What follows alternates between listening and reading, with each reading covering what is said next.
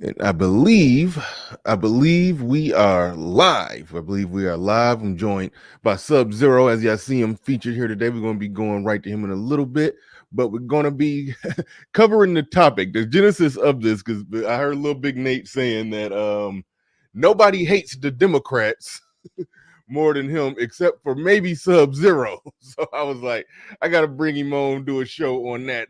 This titled, why does he hate the Democrats and why so much hate for the Democrats? So that's what we own today. That's what we touching on today. We're about to dig deep into that. So come on in, whether you're catching it live, or you're catching it after it's uploaded. Make sure you hit the like button. But without further ado, let's go ahead. Let's get ready to go. Where's my intro? Let's get ready to go. Let's get it.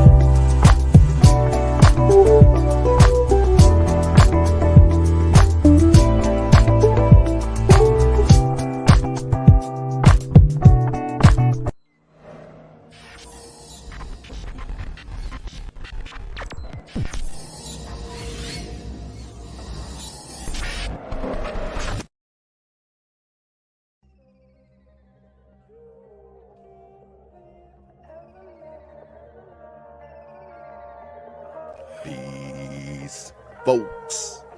This is X from TPOT Media. Open your mind and wake your black ass up. You know what time it is. Hit that damn like button as you make your way in the door. Grab a seat, settle in, get ready.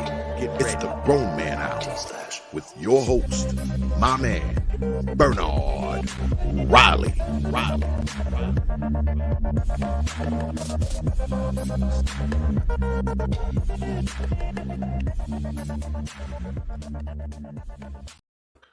All right.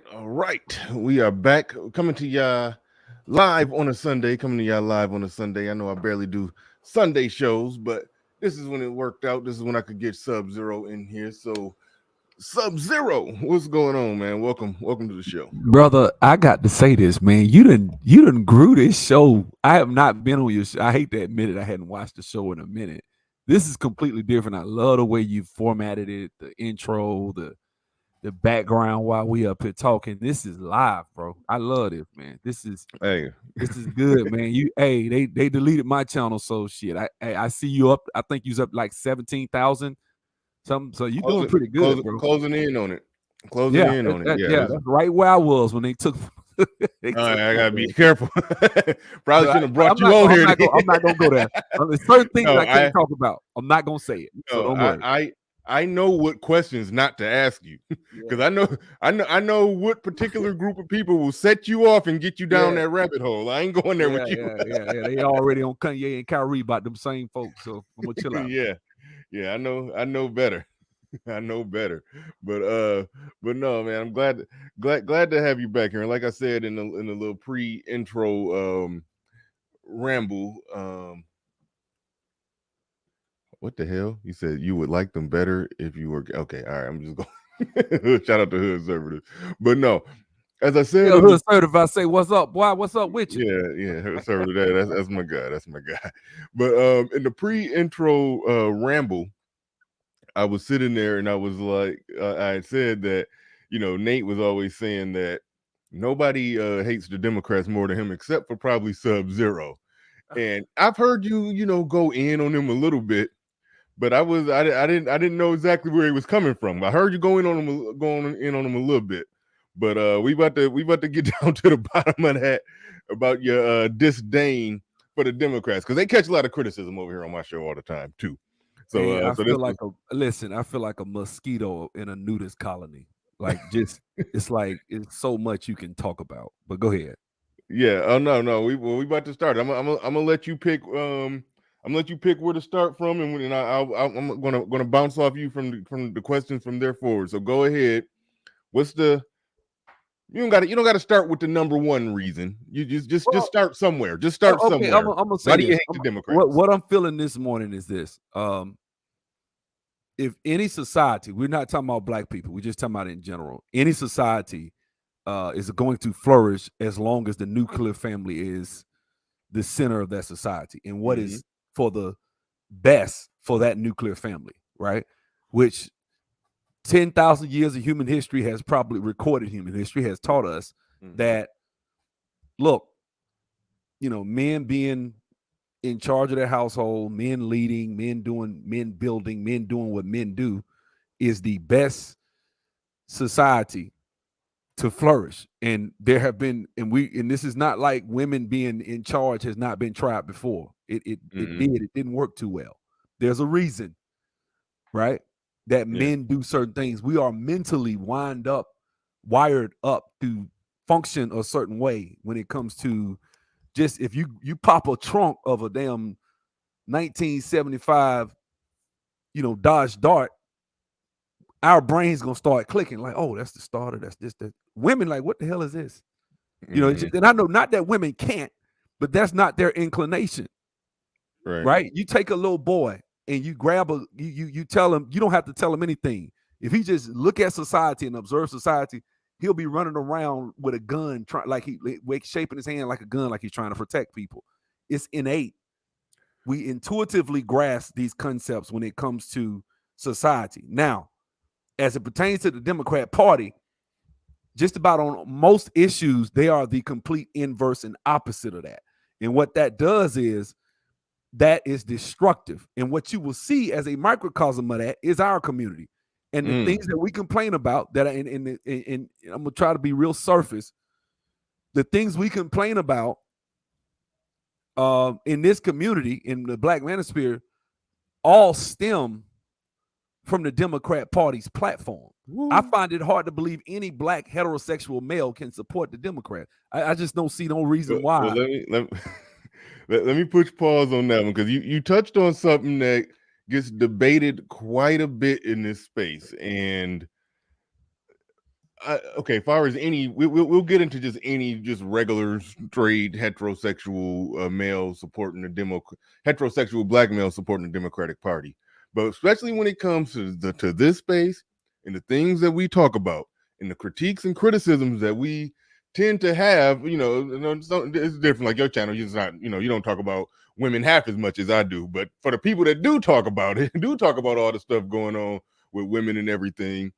It's like, how could you not circle or trace any of that back to the Democratic Party? Like, it's so I just never can understand that, especially when it comes to this space. How could you? I mean, Bernard, look at what happened. How could you still vote with them? That look at what happened this year. Look at what happened this year. Yeah. The Supreme Court didn't say we're going to ban it. They just said, hey, the states have to decide. This can't be a federal issue. Mm-hmm. And look at what they did. They literally marched in the streets and said, we love killing babies. Yeah. They've literally marched in the streets and say it is a right. You have a right. See, let me explain something to a lot of black people when it comes to rights. Mm-hmm. A right, you don't have a right to go to the hospital and get a procedure done for free. You don't. That because if you do, then that means that you have a right to my time. Nothing that you have to, it takes somebody else to have to give you or spend time is a right. Like you have a right to breathe, you have a right to defend yourself. I would say you have a right to bear arms, certain things like that. But when you start talking about a right to health care, a right to abortion, those are actually privileges. People don't want to, they don't like that. That's a privilege. It's okay. We all enjoy privileges, right? Yeah. But honestly, I think you have a right to travel, but that's another, I don't want to go down that road. Because I'm not a libertarian because I'm not with this Well, I guess I could be libertarian because if the government were to completely get out of marriage, I probably wouldn't have a problem with it. But that being said, if you look at the whole entire process of an abortion, just as an example, right? You have to Mm-hmm. go somewhere and pay somebody money. It's not free. Mm-hmm. And then that person aborts that child. That costs money, and that takes time. Somebody with the skill and expertise has to do it, right? Which Mm-hmm. means somebody got to pay for it. So just like we say women's health care, like for example, Stacey Abrams is running this year. She comes up in a crowd at a rap concert, which is perfect. That I would expect her to get on the stage with some rappers, some stripper rappers, talking about women have a right to kill babies, right? And everybody starts clapping and stuff like that. But when it's all said and done, you don't have a right to it. It is a privilege, right? It's a privilege. Mm-hmm. You pay money. Stuff that you have to pay for is a privilege. But like stuff that's out in nature that you could just like water or stuff that fall out the sky, basic stuff, breathing, Yeah. those are rights. So to me, I don't think that the Democrat Party. Well, I ain't gonna say that. I think the Democrat Party wins all the time. I think the country's drifting left every day. I mean, right now we literally I can't even sit up here and say a man can't get pregnant without worrying about getting the video strike, right? Like there may Yeah. be a chance that this video, I don't believe that, but I'm just saying, just as an example, if I were to say, hey, men can't get pregnant, something that literally just 10 years ago, or should I say, before Barack Obama got in office, let's put it like that. Before he got in office, because there's the before Barack and after Barack. Mm-hmm. And what happened after that and what was before. I'm old enough to remember vividly the world before. I was in the politics way before the end, right? And I'm telling you, before Barack Obama got in, you could literally say a man can't get pregnant, and people would laugh like, of course not. Everybody would say that, even liberals. Today, Yeah.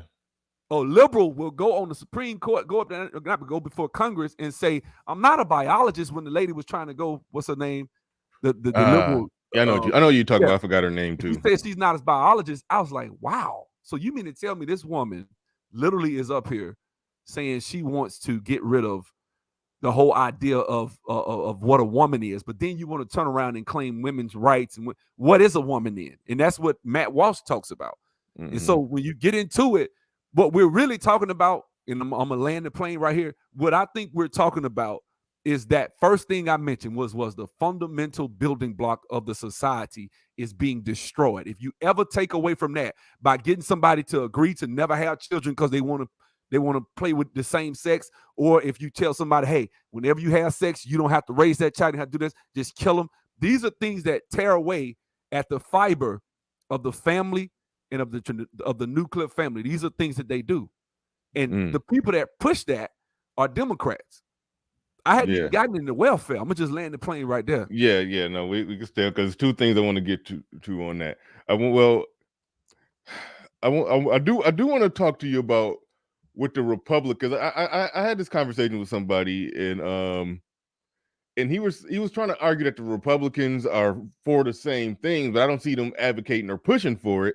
But he said, okay, well, why aren't they doing anything about it? And a lot of it, I said, I said, I think they kind of weak. They don't take at least most of them, I would say, don't take a strong enough stance against it. I think that's not to you. I just think that's a dumb question for somebody that votes less than 5% for a party. Ask why the party doesn't support them. I wasn't. Them, so why would they do anything for black people? No. That's not what I was saying. I was just talking about. I'm not saying you're dumb. I just think when people say that, objectively speaking. Go ahead. Oh no. I wasn't even saying why don't they why don't they support the party? I understand the Republican Party. They basically they've damn near just chosen the political strategy of just ignoring black people in many ways. I mean, I think Donald Trump got something started, but I think the Republican Party have to some degree just, not even they just basically let the Democrats have it on that.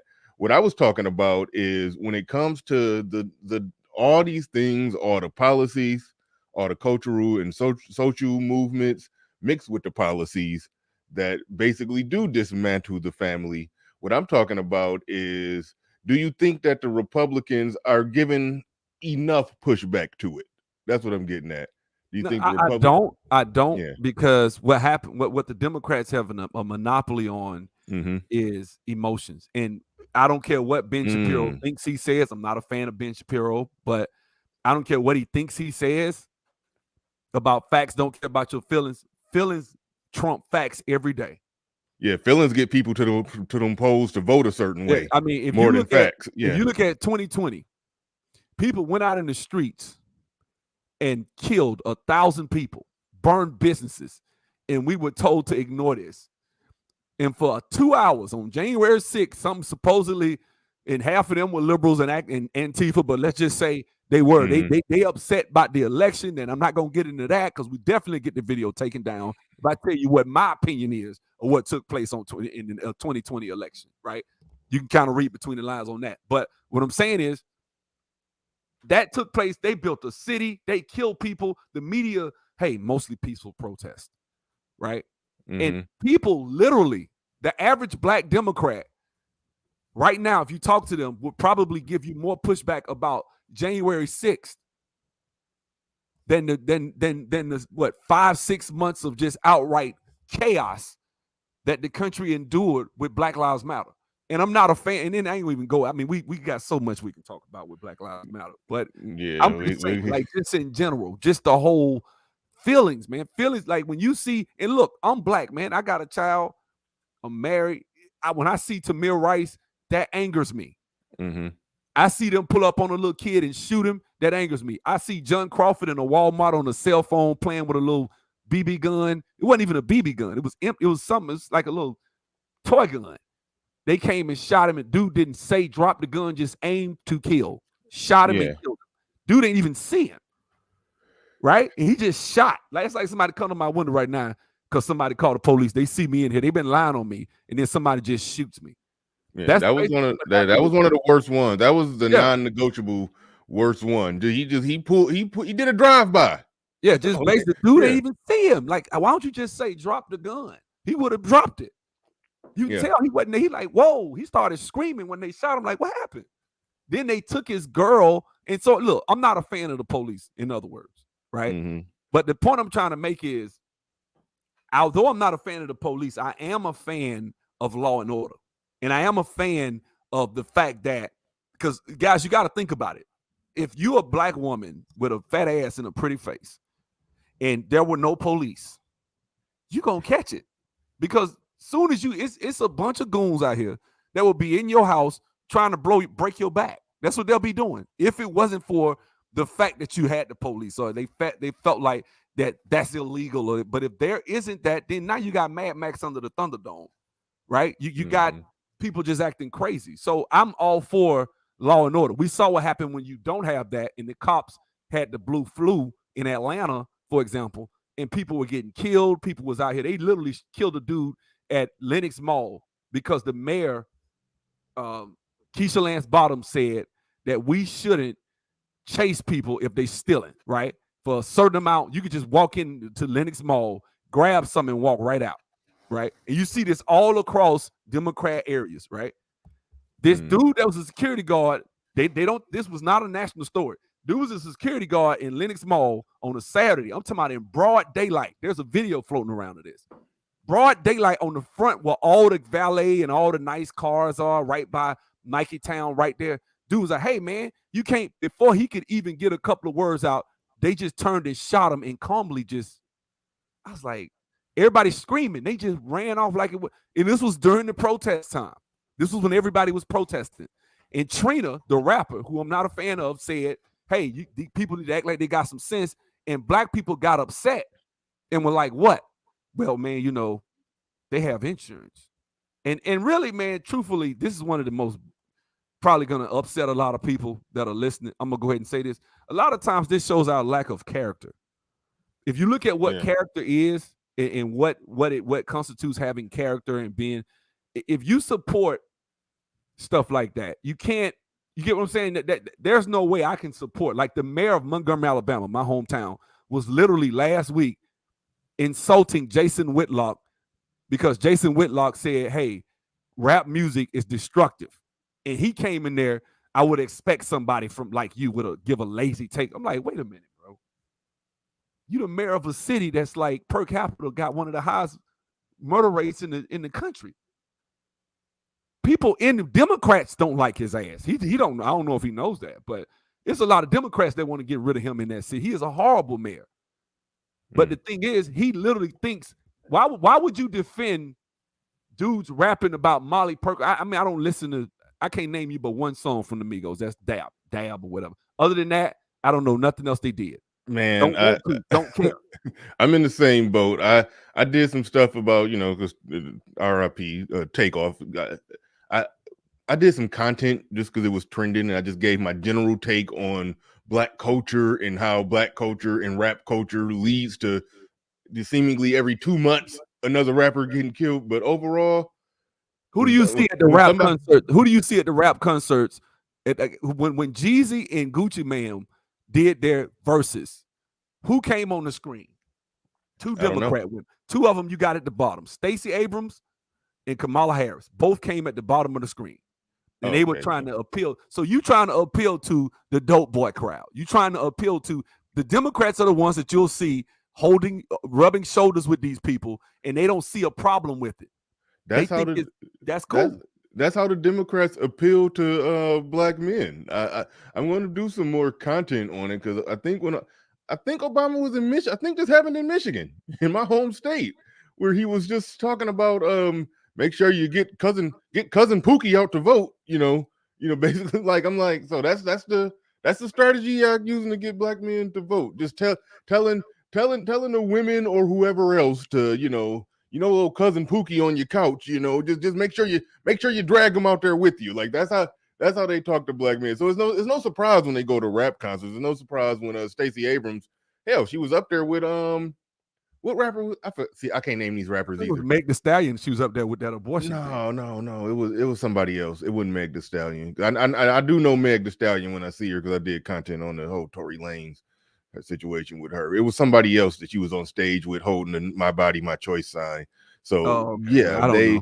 Yeah. So I don't be knowing either. I don't keep up, but that's what I'm saying. The degeneracy of rap music is embraced by the Democrats. For a great example, Charlemagne. Charlemagne is talking about trying to help Black people and doing the things he does. At least he talks, right?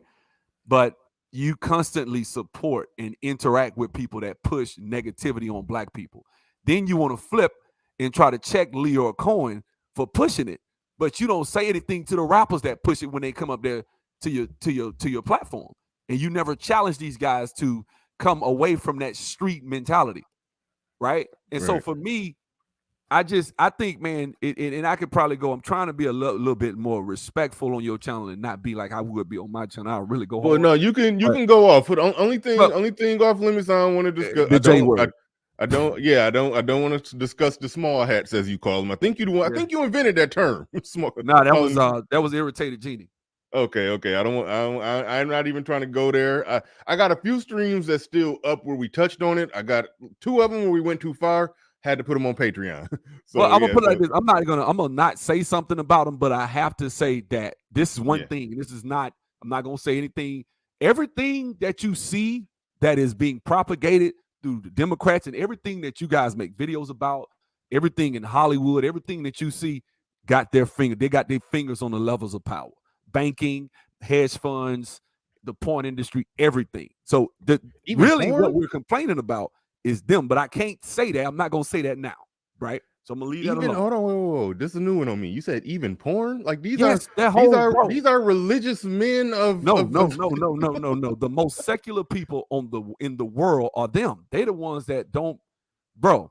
Listen, when it comes, I'm talking. I ain't gonna say it in the world. I know in the United States, if you had to, the people that the most atheists per capita are them.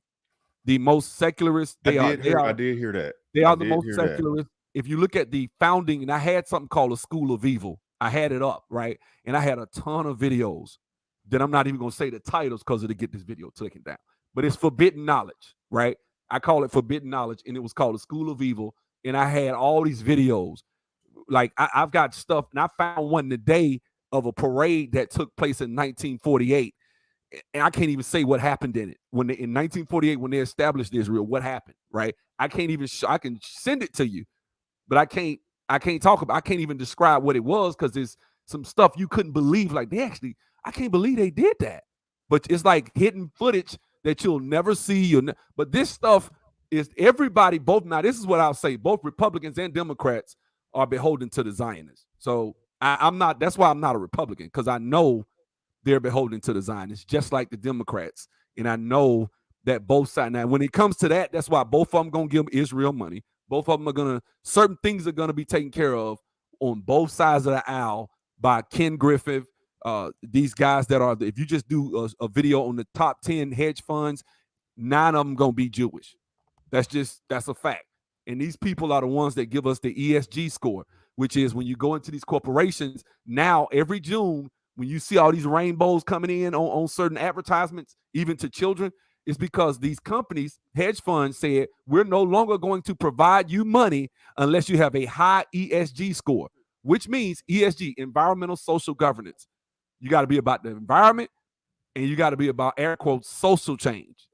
So this is what these corporations are. That's why June is like it is now. That's why June has become, it's no longer Black Music Month. Let me back up. You said they're not going to give you what if you don't? They're basically withholding money from corporations if they don't have a good ESG score. Just like you got to have with Dun and Bradstreet and all that. So that's essentially the formal technical reason why every time you watch a random commercial, they're trying to sell some direct TV. It's a gay couple in there. Okay, because I've been noticing that like crazy. Like, but let me ask you this. Let me tell you something. This is just at a fundamental level, right? If you go read the Republican platform and you go read the Democrat platform, there's no way you can support the Democrats. You may not vote Republican because you think they're racist, whatever. But when you look at the Democrat platform, telling people you're going to inject young boys with hormones, and you think that's a good thing, and then you still call yourself like that's why I can't. And I'm not trying to be funny. A lot of times on my channel, I had to calm down because I get real disrespectful when I see people being disingenuous and trying to grift and say, well, Republicans racist. I'm like, okay, let's say they are. Let's say that on the Republican platform they have a bullet point saying we hate niggers, right? Which they don't. But let's say they did. Democrat platform, they all but telling you they don't have nothing for you. They don't want to do anything for you. They're all about feminism. They're all about killing children. They're all about propagating the destruction of creating masculine Black men. They're anti-family.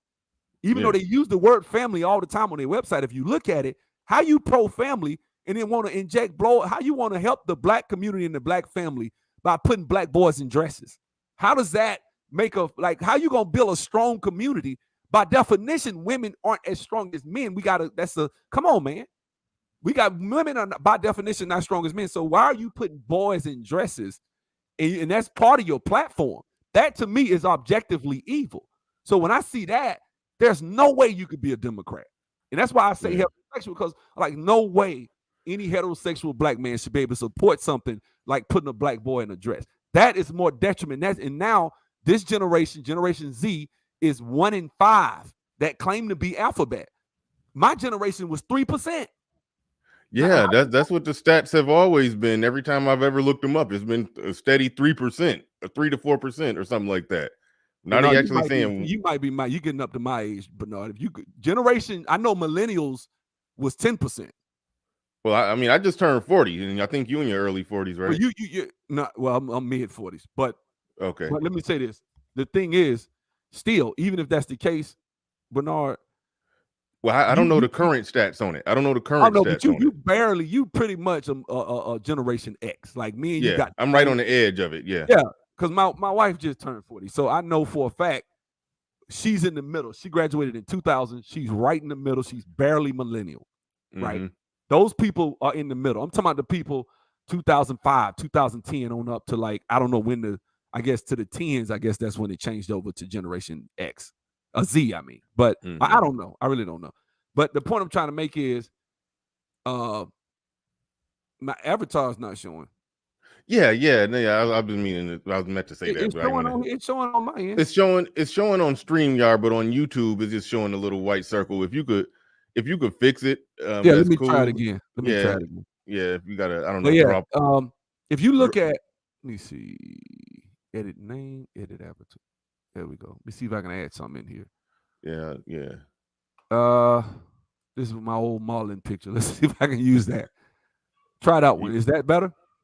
I think it's still showing the same way. You probably got to drop down and come back. Oh no, wait, no, it's good. It's good. Okay. It's good. Yeah, we'll go with that. That'll All work. right, but yeah, if you look at the Democrat platform just on a myriad of issues, I just think there are things like, for example, they were upset. D.L. Hughley was upset about the platinum plan, right? Yeah. I think the platinum plan was better than Ice Cube's plan. I do. I think Really? the platinum plan, the Ice Cube's plan had a lot of cracks where a lot of alphabet people could get in and a lot of Hispanic people of color. I saw that a few times where I was like, I don't know. You know what I'm saying? So, but the thing was, You said with Ice Cube plan, it had a lot of cracks in it? I felt like I did a video on it. I went through it blow by blow. We can talk about it. We'll talk about it. Yeah, I went through. I would have wrote it differently. That's just me. I'm not saying that he didn't. Go ahead.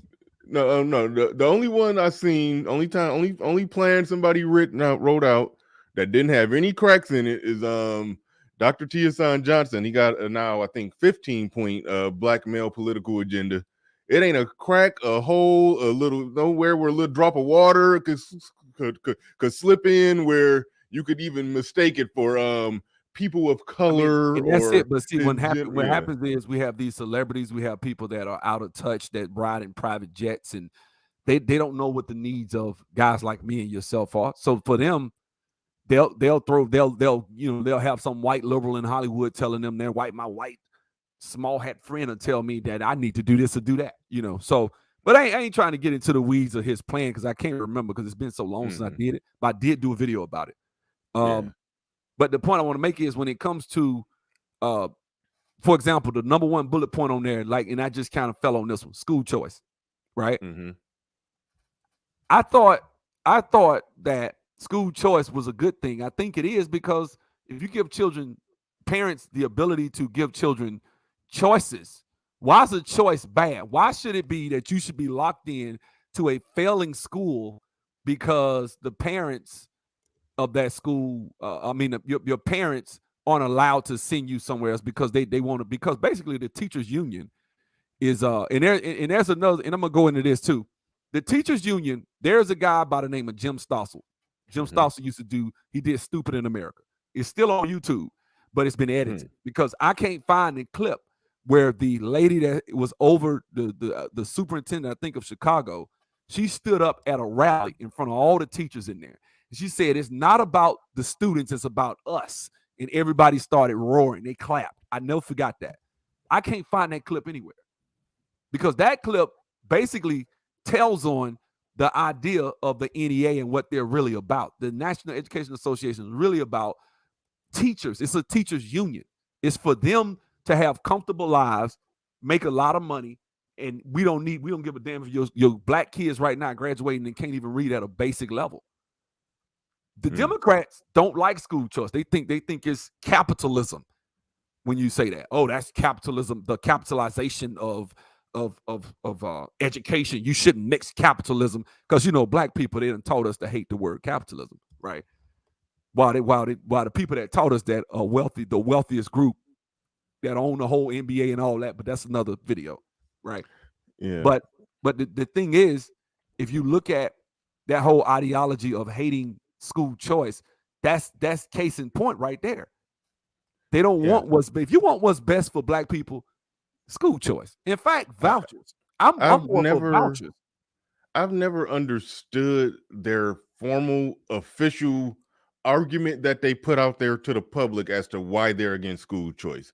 Understand why you would say they're against it, but what do you even know? Do you even know how they even try to make it make sense when they try to explain themselves? I mean, they just say they make up stories about charter schools. Well, charter schools, they use charter schools to get rid of school choice, period. As if charter schools is the only choice you have. Right? That's number one. Now, let me explain something about the Republican Party, because I see that people, neither party, we always say that, but we overwhelmingly vote Democrat. All of us do. Usually, I don't know this person here, but usually when someone says that, they're going to go to the polls and vote Democrat. I have a ton of friends that I've said, hey, man, Democrats this. As soon as you bring out the inconsistencies and the thing that's wrong, well, both parties are messed up, then you're going to still vote Democrat anyway, right? The problem I have with this whole ideology is, even though I'm not a Republican, I'm a conservative. And I'm going to tell you why I'm a conservative. I'm for traditional family values. I'm for the family first. I'm for men leading. I'm for patriarchy, right? And because I'm for that, I'm for small government, right? I don't want the government coming in my home dictating certain things. I'm the king of my castle, not the government, right? Big government is making the government the government the king of your castle, right? Section 8 welfare, food stamps, all these different programs. What they do is they replace the man. So if you're for benefiting black folks, it's a few things I think you should do. Number one, you should be for, first of all, bringing back, the traditional family. And you do that by, first of all, a lot of times putting some clamps on these doggone social programs. That's number one. Number two, I believe that if you are for the empowerment of black people, specifically black men, starting with black men, then you have to be for small government and lower taxes. See, because if I start a business, government regulation stops me. I have literally been stopped from running businesses because of government regulation. I've literally was at a truck stop and an EPA guy came over there. Me and my brother was talking about starting a truck washing business. We saw a lot of money in it, right, by one of these TA places, and the EPA guy came and killed it. The TA manager was like, oh, yeah, that'll be great. We need that. And then he came up to, well, you're going to need this, you're going to need that, you're going to need, and we went and priced it. It was so much money. It's like, God dang, by the time we get all that, man, we're going to, it'll be about $60,000 because of government. You starting off in the hole. But stupid, what he was saying, let me tell you how stupid government is. The same chemicals that he told me I had to trap and all that, I can go buy at AutoZone and wash a car at my house, and it still go down the sewer. You don't have to trap it. So you got thousands and millions of people buying stuff at AutoZone, and it's going right back down in the same sewers. But if I do it washing trucks, I gotta have something to trap the chemicals. I gotta dispose it. That's what government does. Wow. So the big company could sell it to the little guy, and the little guy could just individually wash his car at his house and flush the same shit down the drain. Exactly. But if the small business wants to do it, now it's a problem. So it's like we okay with chemicals long as the big corporation is the one that's dispersing it out to the people that can afford lobbyists. So if you're black and you're really for the furtherment of the black man and the empowerment of black men, you should be for small government. You should be for pro-business policies. Right? Now you may not like, I may not like, you may not like Donald Trump, right? I like him, but if you don't, you got us. Well, he helping the rich. Well, my thing is, and I always ask this: what are you doing? Why aren't you doing the same thing? I'm a big fan. I used to love Robert Kiyosaki. The rich don't pay taxes. If you are in the shark, you're in the ocean, and you're chasing a shark. The shark is we're really the orca. The orca is the apex predator of the ocean, right? The killer whale, right? And if you just a dolphin, why would you try to fight a killer whale? It's just not smart.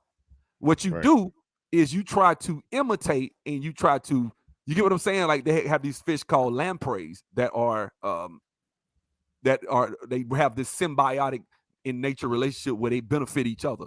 If you see business policies like, hey, if you own a corporation, corporations are 500 years old. They got all types of laws and things. So why don't you start a corporation? You write off some things, and your after-tax dollars go way up because you get what I'm saying? You can manipulate it through a business. Whereas if you're getting paycheck money from a business, from a job, then you're going to be at the effect of others. If we're really about empowerment, then we need to be about ownership, so that a guy like Kyrie Irving, when he tells them to kiss his behind, has somebody black he can go and say, hey, he can play for me. There is nobody. We don't have that infrastructure, and we're against building it when we vote Democrat. Now, I'm not saying Republicans are for that, but because Republicans may be greedy or they may be about business, that means me too. Yeah. Right? Like Donald Trump was talking about lowering capital gains in the second term to 15%. I flip houses. I hadn't done one in about a year and a half, 2 years, but I flip houses sometimes. Anything with capital gains, I have shares of a company I bought last year. I'm waiting on this squeeze to happen. Everybody know AMC. Shout out to Yep. the 8. But I'm just saying, like, all this different stuff would benefit me. But if you got people saying, no, we want to take 30% of that, then that's slowing me down. I'm from the hood. I'm from the hood. I'm trying to get it. Why you hitting me for 30% when it's already, you know what I'm saying? You kept the teachers union running the school. So a lot of us graduate, we can't read. I'm dead serious. Like, a lot of us cannot read. And I'm talking about black men, right? Black girls, that people don't talk about this. Black girls are outperforming us academically. And there's a big disparity. Nobody cares about black boys, academics, right? School choice would give us a benefit of saying, hey, he's at a failing school. He in there, he's in the hood somewhere. Let me send him over here to this private school. Let me take my tax dollars, my voucher, and send them. And that way I don't have to pay for it. He's still getting a quality education. Or if that's not working, we can go somewhere else. And it also provides opportunity in that if they're able to aim their tax dollars towards the school their child goes to, then what happens is now my sister, who has that PhD in education, can start a storefront and say, hey, I'm going to take on 30 students. And guess what? Now your child is getting that attention, and it's created a business opportunity. Because guess what? Most of our education, most of our PhDs are in education. So there'd be a lot of black people, black men and women, that will be able to go and have opportunities to make some of that money because they're getting that, $5,000-$10,000 a year voucher from each student that they teach. See what I'm saying? Yeah. Dame C, but thank you for the super chat. He already responded to it, but I'll read it because it's up there. But he says, BR salute. I thought we as black men become more educated and successful to finally realize neither party give a damn about appealing to black men issue. Hashtag wake up. We already addressed that one, so we gonna keep it moving on that one. But Freeman's Journal, but thank you for the super chat, Dane C. Freeman's Journal in the building says salute Bernard Riley Sub-Zero 3639 live and chat. Support Black Male Media. Absolutely do appreciate your support. Freeman's Journal, my man Mr. Tobert in the building says everything the government touches goes to shit. Housing, healthcare, VA spending, inflation, reduction, reduction act, college, etc. Yep. Absolutely. And Black Uru in the building says Dems don't like school choice because the current public education system is a political stronghold of the Democratic Party.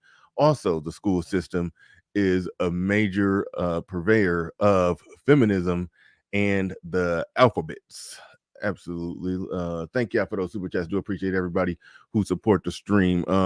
Guys, when y'all get a chance, everybody, if you really want to really get into the deep game that is, I'm gonna give you the link. I'm gonna give you the link to it. You can read this article if you want to give it to them. But there's an article that I go in on my channel all the time and I break down, and it's on a website by the name of Inner Civilization, and it's called The Frankfurt School and Why It Matters to Black People. And I want people to go and educate themselves on the history of the Frankfurt School and what it represents, because the Frankfurt School is really why education is what it is. And education was used to fund a lot of the Democrat, what we're facing right now, where you literally got people saying, hey, man, let all these people out of prison. We got all of that these people come through the education system. They wanted it like this. They wanted it to be a conveyor belt system where they keep pumping out liberals and feminists and LGBT people. In fact, if you look at all of the people that gave us the information that is the that we don't like if you go to the Black Lives Matter website and they say we reject the Western prescribed nuclear family, we what did they say? They said we want to get rid of heteronormative thinking. Look at what heteronormative thinking is and who came up with the idea. Who came up with who coined that term, that phrase, heteronormative? And it was a cross-dresser that was a small hat. You see what I'm saying? These are like every time you go throughout history, Gloria Steinem writing that book, The Myth of the Black Superwoman and the Black Macho or whatever, that was written by Gloria Steinem. She one of them. They have their fingerprints. Spielberg with Alice Walker. Listen to Alice Walker. That woman has no real values or moral system to me worth a damn. Her, Bell Hooks, these are the people. Bell Hooks, right before she died, was talking to that trans dude talking about trans women or women. Like these are the people, these are their thought leaders. This is who they quote. This is who they say they look up to. And if you know that stuff, you go back, Angela Davis, this article talks about her, who her mentors were, all that stuff. When you see that, you're going to definitely be able, this is kind of like that, when the predator changed its frequency of infrared, you start seeing the evil for what it is. You can see it. When you can't see the evil, you're going to get had.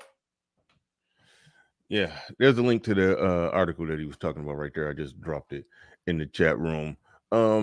Want to circle back a little bit. I remember you had mentioned Obama. I didn't want to interrupt you because he was cooking, but I wanted to, well, I guess I'll go back even further.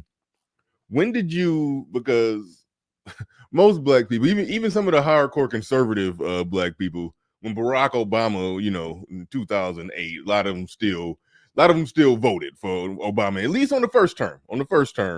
A lot of them voted for him. But then sometime after that, I think people started kind of waking up to the Democratic Party and everything. I guess when did you have like an awakening when you like left the Democratic Party, or you always been? I'm gonna put it like this. I came up. My brother's a conservative. He's older. My brother's like 11 years older than me. So he was in the Marine Corps, 3rd Recon, right? And you know how Marines are. A lot of black conservatives are Marines, military people, right? Yeah, I can see that. And so my brother got out. He was, and then I graduated high school, started playing basketball. I was focused on basketball and girls, and then I get out. I was involved in ministry a little bit, and then I messed around. And me and my brother, we worked the business in Atlanta, and we used to listen to Rush Limbaugh every day. And like I'm literally 7 days a week, 5 days a week. We would listen to Rush Limbaugh, Sean Hannity, Neil Bortz every day, right? And I'll never forget, I was really for the Black Million Man March, which I still am. But I remember that day, how I listened and I heard other people, because I was living in Atlanta, and people in Run and Shoot was saying, yeah, they don't like this, they don't like that, and they racist, all these racist white people don't like it. And I remember listening to Rush Limbaugh that day, and I was like, he's being logical with what he's saying. It wasn't like he was just like, I know some people, he was racist. What I'm saying is, it wasn't like it was just real like dragging of it. I was like, okay, it's tolerable, but I still felt like I supported the Million Man March, because as a black man, I see firsthand what is needed, right? But time goes on. Bush, the 41, the hanging Chad, the 43, hanging Chad happens in Florida, right? Bush gets in, and then 9/11 happened. I was for that. I was for us going to Afghanistan. Be careful. Yeah, I was for 9/11 happening, because at the time I believed the official story, right? And but I was for Bush, man, back against John Kerry. I got somebody bust my window out of my work van, because I was watching. I had a mobile car wash. Somebody busted my window out of my van because I had a Bush Cheney sticker on there. Whoa. I heard them I heard them cussing about it. I went outside, they had busted my window out. They were riding down the street. I was parked on the street at my homeboy house because I had a Bush Cheney sticker. So I was taking lumps way before Obama came. He gave a speech in 2004 about there's not a black America, there's not a white America, it's the United States of America. I was like, okay, he has a great delivery. The crowd likes him. He has the look. He's the future, right? And from that point on, I started investigating who he was from time to time. And then all of a sudden in 2008, because Alan Keyes ran against him. And Alan Keyes was talking about, Alan Keyes is a black conservative, and I liked him because I actually seen him speak one time. And I was like, man, I like this dude's principles, what he's talking about. And he really went in on Obama. And it's a lot of old clips, if you go back from 2004, they might be still circulating, that will show you, because he broke it down about how this guy's is the left of Hillary Clinton. He's worse than Hillary as far as being a liberal. And when he got up there, what I didn't like in 2008, it was just a bunch of empty platitudes that yes, we can, and change we can believe in, and hope. I'm like, of what? Specifically. And when he won, there are numerous clips of people thinking they were going to get free stuff because Barack Obama got into the office. That's how simple and childlike a lot of us as black people were about this guy. He sold us a bill of goods. He appealed to an imagination deep in our psyches about, tell them about Larry Sinclair. What's that about? What's the deal with that? Okay. I thought most people knew. Larry Sinclair is a guy who said that if he didn't come public, he would be dead. So there's a couple of other people that have been involved with Barack Obama, allegedly involved with Barack Obama sexually, and they were gay men. One of them was the choir director who was killed execution style from the Church of Jeremiah White. He was the choir director. The week that Barack Obama announced his presidency in, what's that guy's name? The guy from Weather Underground. That's whose house he was at when he did it. They went and found that guy in his house, killed execution style. He's the choir director that allegedly, rumor has it, was the lover of Barack Obama. Man, right? no, I ain't ready for that one. I ain't even going. Okay, all right, we'll no, man. Because listen, hold on. I talked about this on Facebook, and it was hatred. This was like in 2012. Because the first time I didn't vote for him, I didn't vote for Cheney either. I just abstained that time. Hey, have you seen? It's a picture circulating the internet right now. It's probably some really good Photoshop. They got it's like that picture of him and Michelle and Michael. No, I've seen the family of Michael. No, I believe that. But anyway, let me say this. Man, the dude, I'm like, oh. YouTube used to be very open. You used to find anything on YouTube. There's a lot of good information that I learned on YouTube. Even the version of Loose Change is not the same that we used to see on Loose Change when it first came out, the documentary about 9/11. That first version of it was very good.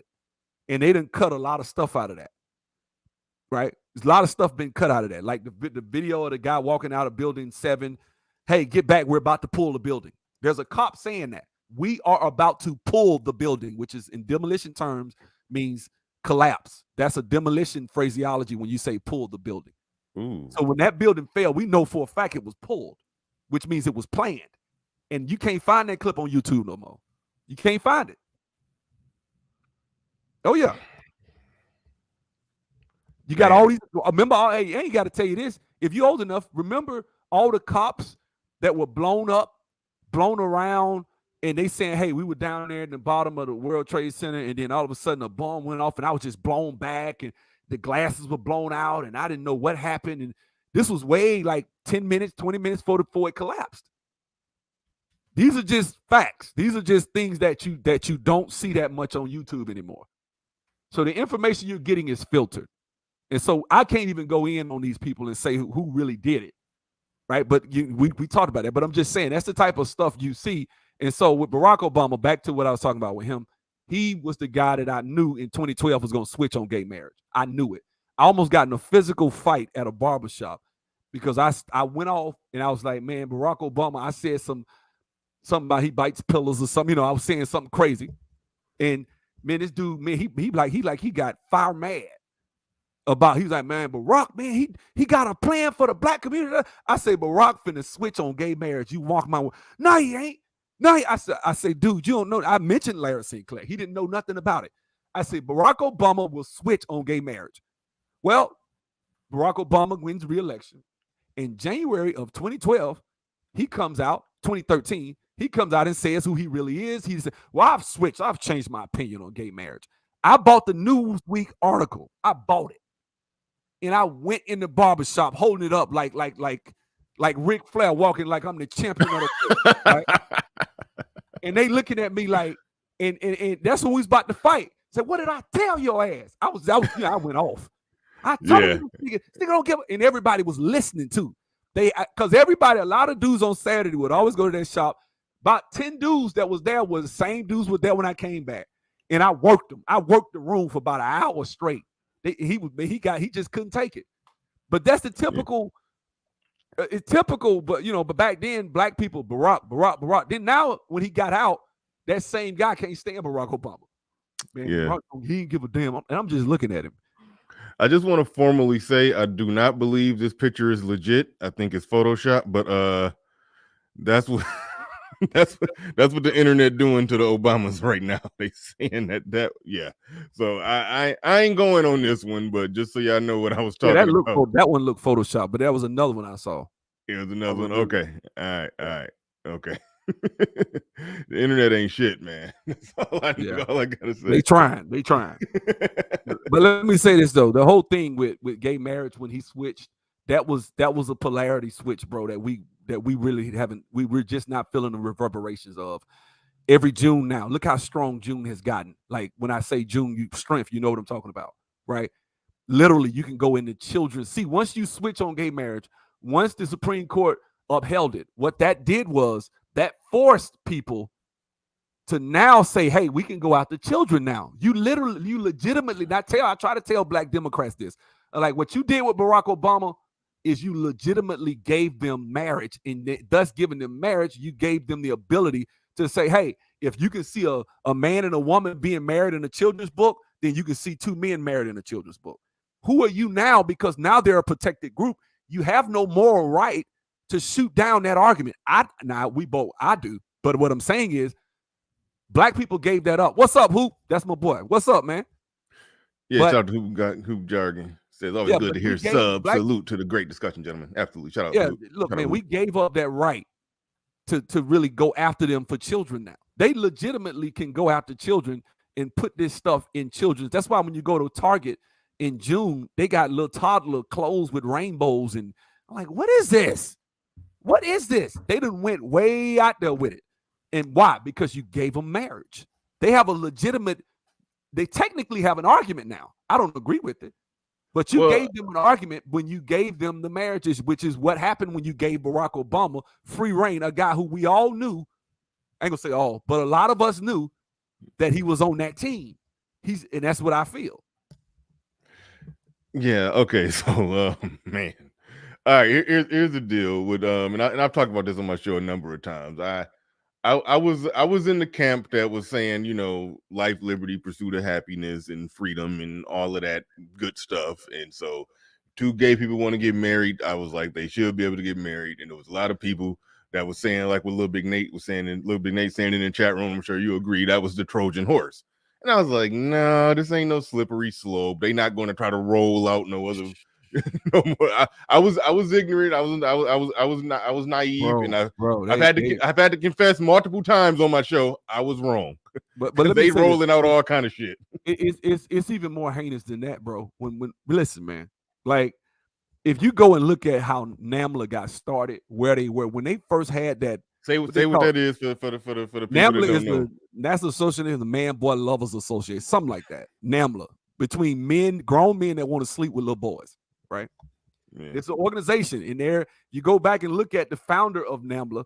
Just type it up. You'll see him marching in the 70s in San Francisco, and it has NAMBLA walks with gays. That's literally what it said. And this dude, this is wrapped within the middle. I'm gonna tell y'all something. People may not believe me, but I'm gonna tell you the truth. When they passed gay marriage, my brother's a staunch Republican, right? When they passed, the Supreme Court upheld it back in when Obama was in office.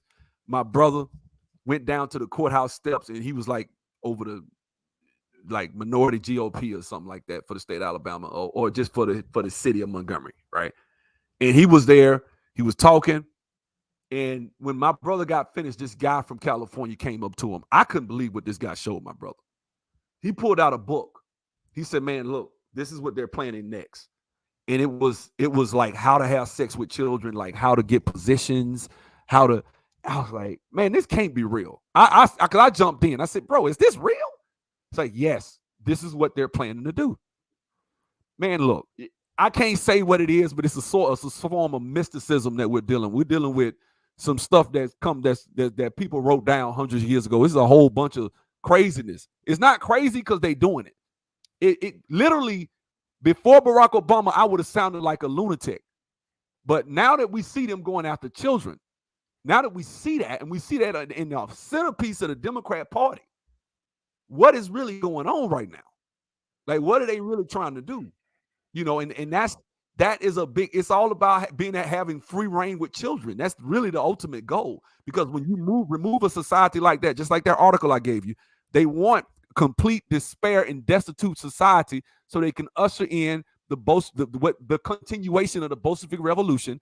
They want the destruction of the family. They want us in despair. The guy Herbert Marcuse, who was the mentor of Angela Davis, wrote a book called Eros and Civilization. In it, he called for something called polymorphous perversity, which is sex outside of the traditional norms. Listen, man, I'm telling you, this is the truth because it sounds, man, come on, ain't nobody that evil. Yeah, they are. These people came up Yeah, with something called critical theory, which is basically critical theory is the destruction or basically that every old truth claim needs to be torn down, meaning old traditional family values need to be destroyed so that in that, once you become so destitute, then you'll be willing to accept social change, which is what Barack Obama was preaching about. The word social change. That's what they want. I'm telling you, the game deep, bro. The game deep, man. no, yeah, I know, but see, here's the thing, and I've always looked at it like when they're trying to I guess smooth over and normalize, aspects of homosexuality and trans and the whole LGBTQ RSTUV. They trying to I looked at it like this. The reason that they're trying to smooth it over and put it out there and even put it out there to children because they're thinking that if they can get the children to I don't know, I guess to if they can normalize it to a whole new generation, you know which direction that generation is going to vote when they turn 18.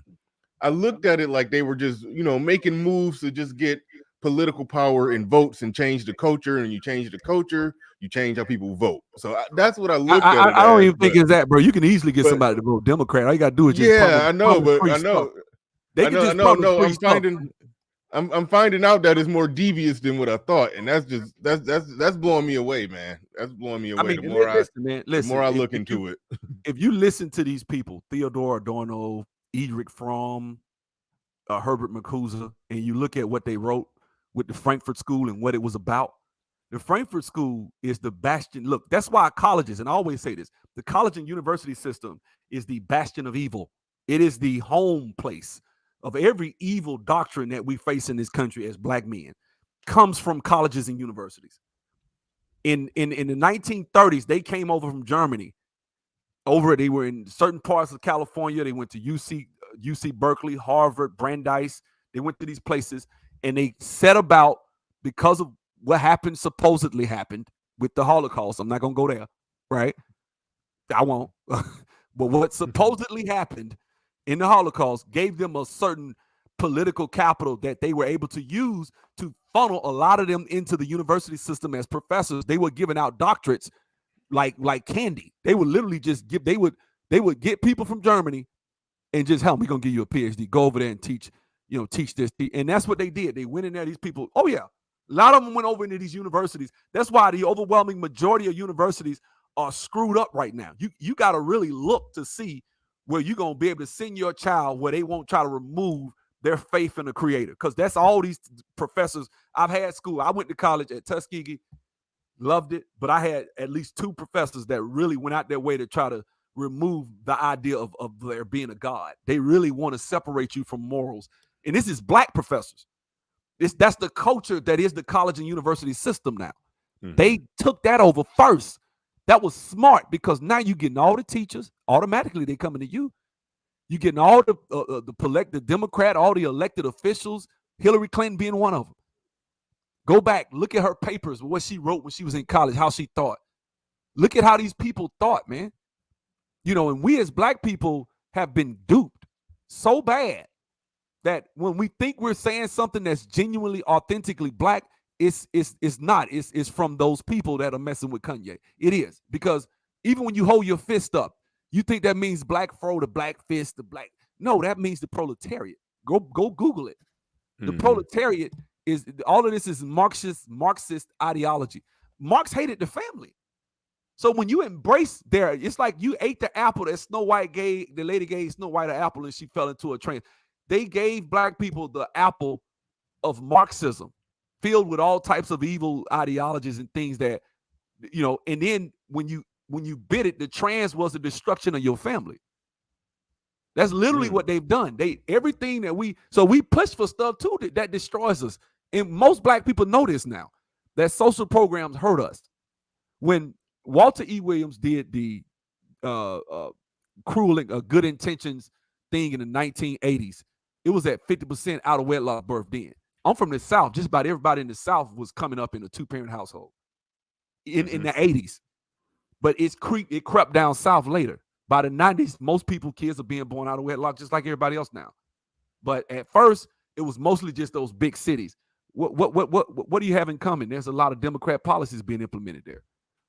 So the fact that you have all these destitute, unemployed black men in these major Democrat areas speaks to their policies. They run the state, not federal. When they run the state, county, city, they run it all. Black people should be in a utopia if these policies work in their arm. Man, what do you think about it? And I haven't done. I've seen it out there. A lot of people have sent it to me. I haven't really read it or looked too deep into it. But something just recently just happened with affirmative action. I know you're against affirmative action. They just made some changes or something to it. Like what was the deal with that? They're looking at the Supreme Court's thinking about striking it down. But let me say something, man. And this is what black people got to realize. You're not winning. And those that win don't win. I run an IT academy, right? Okay. Those that get jobs, my folks ain't getting jobs because they black. They're getting jobs because they're competent. And you're not winning. All you got to do is just go and look at the numbers for black folks, where we measure up. You're not winning. Affirmative action didn't even have the name affirmative action when it first came out. It was supposed to be called the black something. It was specifically for black people. And then they added all these humpbacks and midgets and everybody else into it to where now it's everybody but us. Because if you look at it, even in the college and university system, it's immigrants getting in. It ain't our place. It's not us. They're letting Africans, Jamaicans, they're not helping the descendants of slaves. Black people, I know this is going to sound, we need to go through some pain. We need to. If we're going to change, we need to feel something. So let's assume that if they strike down affirmative action, they just going to fire all the black people, which I don't believe. But let's say they did. We got to learn. We need to be able to be self-sufficient, to be able to support our own stuff. We need to raise the enrollment in HBCUs. A lot of them are closing their doors because we running our ass to PWIs anyway. So let them get rid of it. Now you're going to Southern. You're going to Alabama State. You're going to Tuskegee. You're going to Morehouse, right? And if you look at that, those schools are a lot more nurturing. And what happens is when people graduate from HBCUs, I went to HBCU. If you look at it, when we get out into the workforce, you come from a more nurtured environment. Just like my academy, it's a nurturing environment because I know black people that's not our thing. So I teach you if you drive trucks. I teach those people. So I know what it takes to nurture that person from driving trucks to going into an IT. I done taught school teachers. I done taught a bunch of people.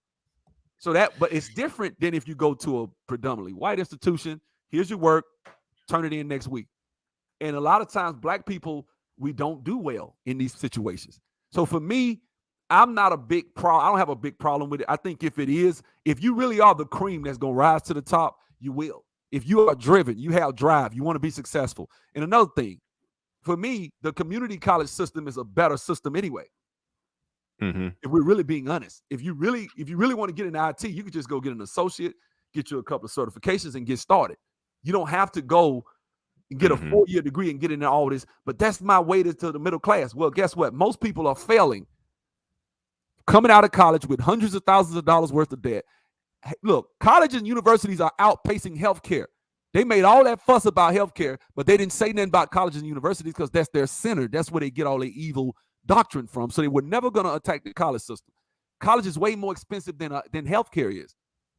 How are you going to pay for that? So you coming out with $180,000 in student loan debt, whereas 20 years ago, it would have been $100,000 or $80,000. It's going up and up and up. So people are getting student loans, and these people got like a 3.5 and a 23 on the ACT and still got to get a student loan. When they could have came to HBCU with that same credential and been in the presidential and got everything they needed. So I'm sorry. I think the system it's really not benefiting us, and I don't even think you're gonna see a big difference, to be honest with you, if they get rid of it. Yeah, no, you touched on something, and it's a little dark when you go down that road, but man, I something damn near cataclysmic got to happen to get black people to, at least I think, to get black people to roll up their sleeves and do what we got to do to just get all the way on point. But guess what, bro? They just listen, man. And I don't want to be a doom and gloom guy, but Saudi Arabia just said they're going to take, they got off the dollar. They're not just moving with the petrodollar anymore. They just inked a deal. I think something happened the other day. We don't even know. It's over. Black people, it's over. You better get you some silver, maybe some crypto, but you look, stock up on your food. It's going to get bad. It's coming. It's here. It is here. Trump tried to stop it. I know people don't believe that. He tried to stop. That's why they got him out of there, because he was going against the Zionist way of thinking. The World Economic Forum is telling you what's going to happen. They say, there's going to be a EMP attack, and it's going to pretty much wipe out all power. And they already tell you what they planning to do. They told you, hey, Donald Trump is going to face a pandemic before the election. They was talking like that, and what happened? So now they saying the EMP is coming. And black people, it's coming. It's going to be some pain. It's going to be some pain. It's just like Apollo Creed, not Apollo, what's his name? Clubber Lang. Clubber Lang. He's like, Clubber, what's your prediction for the fight? He was like, pain, like that. That's what's coming. And look, I don't want it. I got family members. I got people that I want to protect. I love. We all do. But there's going to be some pain. You're going to have to wake up. You're not going to be able. We've had a good 60-year run of just a lot of, government. That's all we think. Whenever it comes to fixing, we need government programs. We need another program. No, we need fathers in homes. We need those are different things that they don't talk about. Those are the things that's going to fix it. But government, and I heard Erica Williams talk about this. When things get bad, people get married. And guess what? Things finna get bad. So we'll see. Yeah, that's what I was saying. Yeah, something a cataclysmic paradigm shifting event got that gonna have to happen for black people to get on point. But everybody, y'all make sure y'all go and sub to Sub-Zero. Y'all can tell, like, he's giving probably 20% of the raw shit that he be saying on his channel. That's why he lost his last channel. But go sub to him. Go help build him up. Moderators, drop the link to his channel in the chat room. Help build him up before they get him again. But go on and drop the links in there. And shout out again. I'm kind of watering it down. I've gotten smart. I take all my videos to Rumble after. If it's real bad, I take it to Rumble, because I know. I can't leave this up. This is a bad one. Like if I say something, and I might say something. Here's the link right here. If I say something crazy, I take it straight to Rumble. I'm like, this video will be on Rumble. Like I did it the other day. I put a video on Rumble because I just know what it is. Like I did the last video you're going to see is why you should stay away from Dusties. Right? And I was just talking about, look, Takeoff died over some messing around with some dusty shit. Dice, arguing over dusty nigga shit. That's what cost this multimillionaire his life. Trying to run with some dusty so you can see him down. Yeah, there's this link to his channel right there. Moderators, if y'all don't got that one, copy and paste that and spam it out through the chat room. And shout out to Hoop Jargon once again, everybody who support the stream. Y'all make sure, sub to Hoop Jargon too. Black Uru Strikes.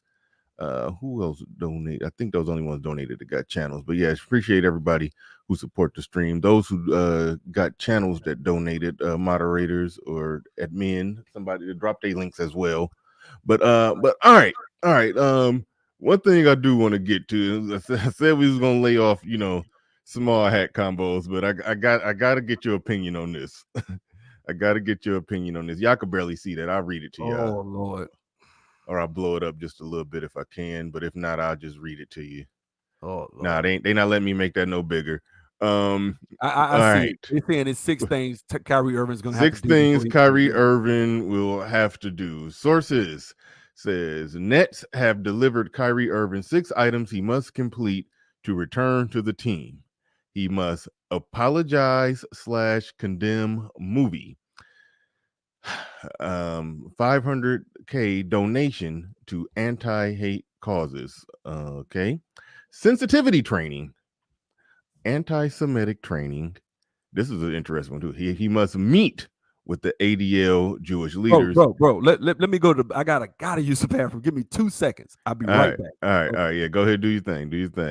The other one is meet with Joe. I don't even know how to say this name. This is a problematic one that I want to get Sub-Zero on. All of it is problematic, but this is the one that I really want to get Sub-Zero on. The bottom one at the very bottom says, "Meet with Joe." I think that's Sai. It's spelled TSAI. I don't know. I don't know what that is, but meet with Joe Sai to demonstrate understanding. What the fuck is demonstrate understanding? How do you demonstrate that? That sounds like they want him to do some. I'm not even gonna speculate how he has to demonstrate the understanding. And I didn't want to talk about this because I do want to leave this stream up, but I have to know. I gotta hear Sub-Zero's analysis of what they mean by demonstrating understanding. I can see, okay, they want them to come in, they want them to hear this, some sensitivity training. And I mean, if you work for a company, you've probably experienced their sensitivity training. I mean, a lot of it is that they're trying to get you know the sensitivity training at the job is normally getting white people to be more sensitive to black people or some other minorities, but mostly black people. That's normally what they're doing. I always looked at that as like they're their little way of patting black people on the head. The three black people they got working there, and I never cared for it. I never cared for it. I mean, there was some times where they was doing some little sensitivity training, and I was like one of just a few black people in the room, and I felt like the whole damn program was for me, and I was a little annoyed by it. I was legit annoyed by it. But they're talking about some different type of sensitivity training. But okay, cool. He's going to go learn sensitivity training on anti-Semitism and blah blah blah blah blah. Okay, cool. We get that. The demonstrate understanding part is the part that I gotta hear from I'm here. Sub-Zero. I'm here. Okay, you got talk to us. Try not to get me taken down. Well, I'm not. What the hell is demonstrate? No, meet with Joe Tsai to demonstrate understanding. What the hell is that, bro? This is modern day Willie Lynchism. Whether you believe that letter's real or not, this is what Charleston White said. I love the way he put it. He said, "Man, so he's strong. He got a little balls. This y'all strongest guy. This y'all richest guy." He's talking about Kanye at the time. He's like, "This y'all richest guy. Okay, bet we finna whip him, and we gonna and they whip him, and they whip him, and they whip him, and they whip him." And he say, He said when y'all whipping him, y'all ain't doing it. Some of y'all celebrating them getting whipped. And eventually he get whipped so much he cry, okay, massa. That's what you see going on.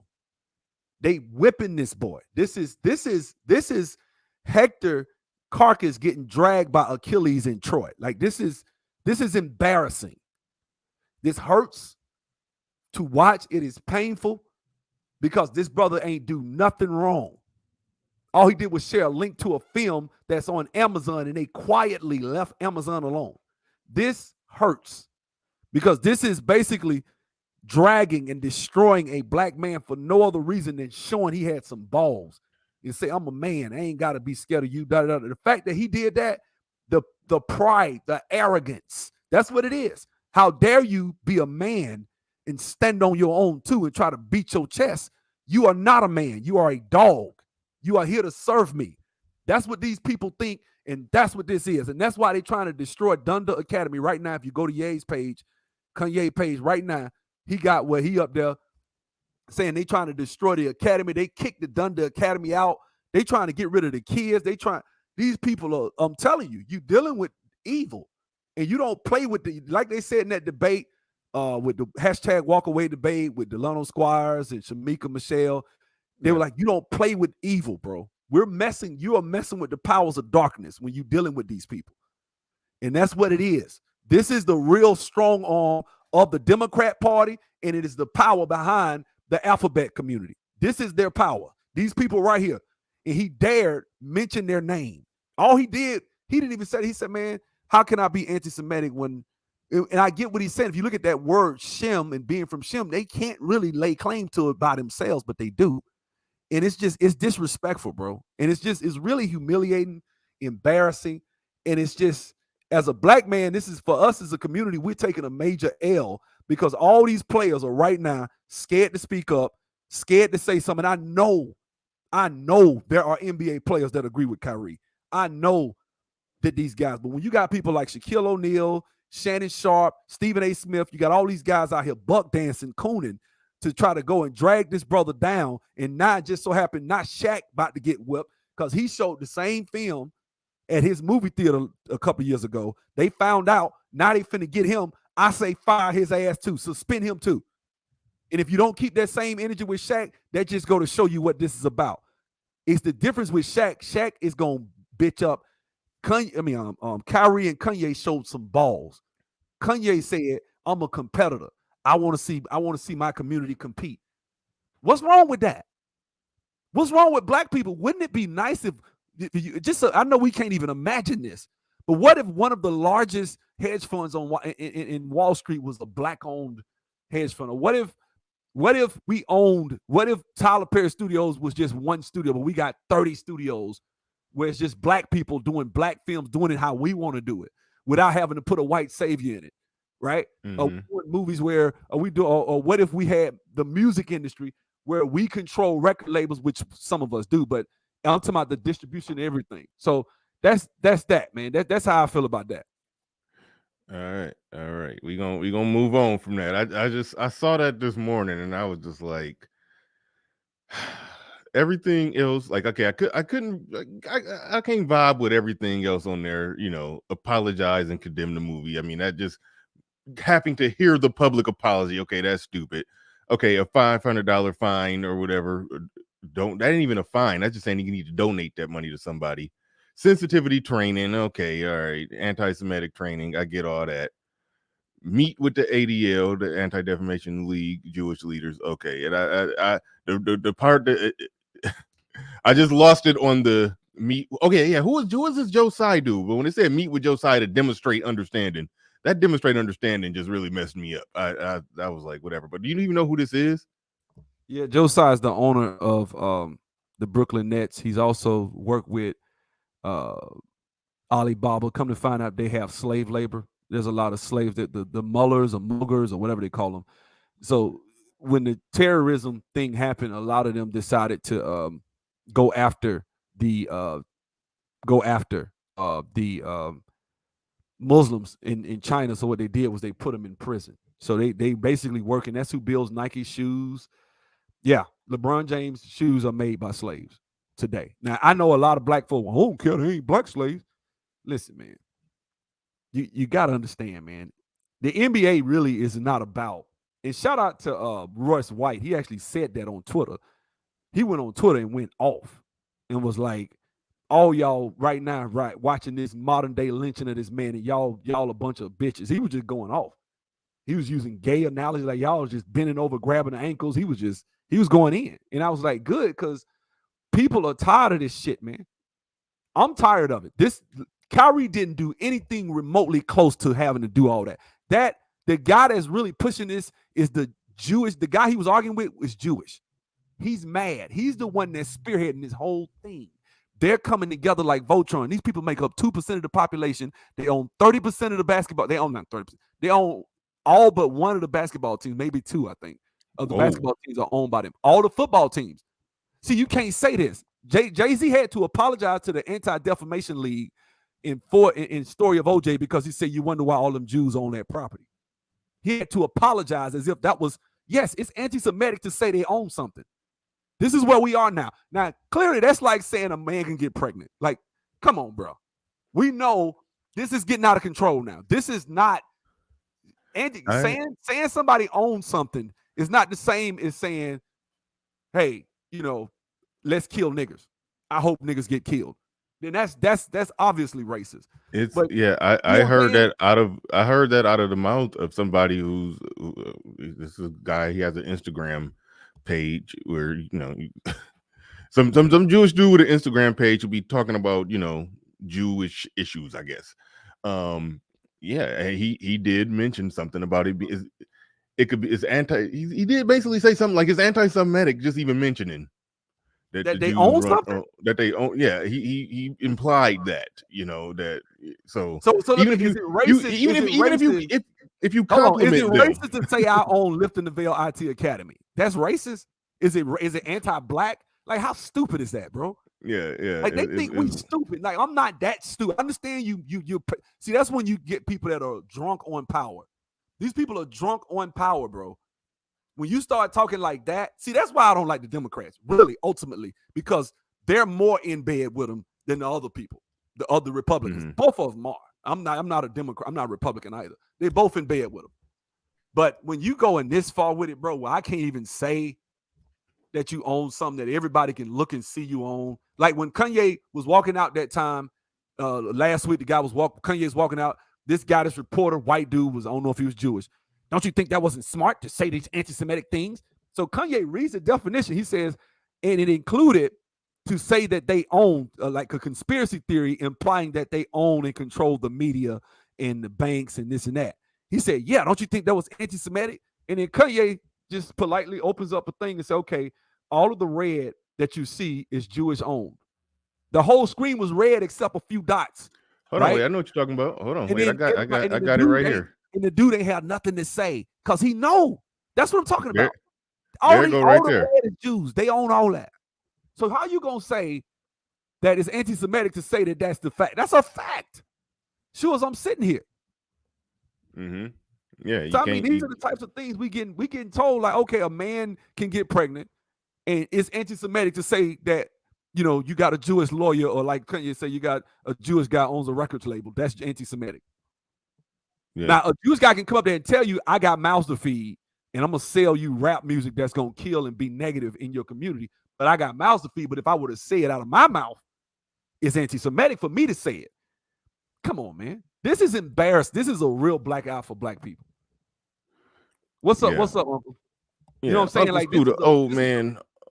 Go ahead. Uncle Stu, the old man on the block. Shout out to you. He says, great show. Salute, salute. Yeah, make sure y'all go check out and subscribe to Uncle Stu. Moderators, y'all know what to do. Moderators, y'all know what to do. Kevin C in the building says they're doing too much now from a posted link. From a posted link. It wasn't just the link. It was the fact that he showed he was like, look, I'm spiritual. They don't like that, man. They're making sure they go out their way to talk about him being a flat earther too. They're trying to make him sound real stupid. They're basically humiliating him. And then they're going to cut him next year. He ain't coming on nobody's team next year. Watch. Yeah, I wonder. Yeah, I'm interested to see what's going to happen, because yeah, I just want to see it play out, because in my mind, somebody is going to make a trade for him, but now whatever it is that the Nets are on, they're going to see to it that every team in the league is on. Like, that basically I think they're going to go with he's out of the league until he But the thing is, requirement. all he did was put up a movie that's on Amazon. And let's be honest, go man. after Amazon. Let me say this. You know what really, really deeply pisses me off about this? This is the Jewish man telling the black man how to interface with God, with the Creator. Now, I don't agree with. I bought the documentary just to say fuck him, right? I did. I spent $50 on it just to say fuck you, right? Mm-hmm. Oh, y'all okay, bet I'm gonna buy it. Like, that's how I am, right? So I watched it. It's not a good documentary. It sucks, right? Okay. A lot of bad stuff that just don't make no sense. But I'm like, whatever. The point is, that brother has the right to do that. You cannot tell somebody how to interact with the Creator, man. With God, and how they interface with God, because that's really what this is. This is a spiritual thing, right? You can't tell a black man, and that's the problem I have with it more than anything, is they trying to tell a black man, no, that you can't do that. You cannot do that. That deeply, deeply angers me, because in my mind, for one, it's wrong on so many levels. Not one person on these sports channels are gonna ever say that was a spiritual thing that guy made. That was a spiritual documentary. If you watch it, that guy was talking about some spiritual stuff. It wasn't just history, right? And so the problem I have with it is they trying to basically monopolize how you can't. That's a personal thing. I can't tell you, Bernard. If you tell me what you believe in, man, you wrong. You shouldn't do that. I can't tell you that. That's not my place. Yeah. This guy, just because you think that's you, that is only the Ashkenazics they're the only ones, right? That which is not true. But if that's what they'll want you to believe, right? That's the only ones, we're the only people, nobody else, that's a lie. That is all you got to do is read the Bible. That's a straight lie. But they want you to believe that. And anybody that says, hey, me too, they got a problem with it. That's why when Donald Sterling said what he said, you got to listen to him. He said they're treated like dogs in Israel. Black people, black small hats are treated like dogs. What does that mean? That means that, look, man, at the end of the day, they're trying to tell us how to interface with God. I don't appreciate that. That really deeply pissed me off from the jump when they said that. Because that's what Kyrie, but see, usually, and it's always interesting, the people that get in these positions are not people that know how to articulate their point. They don't put people in these positions that know how to really destroy them, right? Usually it's an athlete, a rapper, a celebrity. They're not really gamed up enough to really know. And the guy that is a bench warmer. Or a guy that, for example, the guy that wouldn't kneel for Black Lives Matter. I know exactly why he wouldn't do it. But when they asked him, he didn't know how to. I gave her ass the business. You gonna ask me why I don't kneel for an organization that says they reject the family? Is that what you're asking me? You want me to explain to you the importance of family? You want me to explain to you why I believe marriage should be? You know what I'm saying? That's what it was about. Why don't you support Black Lives Matter? He didn't know how to do that. But see, he would have still got the same hatred and vitriol. But at least he went with his head up. He can hold his head up high and say, hey, I went to the website. I saw where they said they reject the nuclear family, and I just don't think that's good for the black community. Right. Now what? That's real simple. That's not even anti-homophobic. That's not homophobic. That's what their website say. And the owner said they're trained Marxists. I don't know. Marxists wrote disparagingly about the family. He didn't really like the family. I think the family's good. I think the family, he's being a Christian. I think the family is God's representation of Christ's relationship with the church. I don't think that you should. And he couldn't articulate it, and that was a problem. Yeah. Black Uru strikes in the building. He says during the pandemic in 2020, Kyrie said the players should start their own separate league. I think that is what this is really all about. I don't know if that's what Kyrie is true. You know what? I agree with. I agree with. Black I got to think about it. Let me say this. I'm gonna add this to that. This is why we deserve it. What we're getting, because when these brothers, listen, man, every team right now in the NBA got at least between their top 3 guys are earning over $100 million. Easy, right? They could easily fund a NBA. Easy. Not necessarily with it. I know usually when I say this, they always say, well, what about, see, they got to get the contracts. And I'm like, dude, just do it in the offseason. LeBron got all these people riding his jock for the last 10 years trying to get him the best top 5 talent in the NBA. Why not use that power, political power? See, LeBron would never go against his masters. But start your own league, right? The big 3 is boring. Don't nobody want to see no half court, man. I'm just being straight up. That's why people it's not as big. Yeah, but the mere fact that Ice Cube could get that league off the ground and make it profitable, that shows that if LeBron, or let's just say in 2020, when they was going through, I don't know if that's when they had the collective bargaining or whatever. It was recently, I know back in like 2012 or 13, it was a whole damn strike. The league was damn near on strike. Because they was getting their little agreements and all of that shit together. I don't know when this probably like 2014. I can't remember exactly when it was.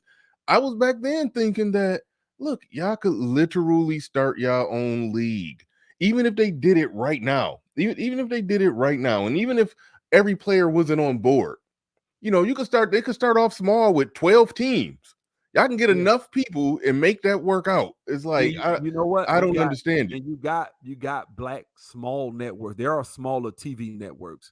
You give exclusive rights to the black smaller TV networks, and you just start, look, man, you get these M1 style players. M1 was showed you that it could work. M1 had Nike scared. All you got to do is be able to get these HBCUs to open up their gyms. You get them some money and you just start selling tickets cheap. It's not about making a profit yet. It's about building up consistency, building up your fan base. Then you start making money. Because the NBA went through a long period of just a lull, and then Michael Jordan came. And until you get Michael Jordan, you keep doing it in the summer. You make $100 million a year by yourself.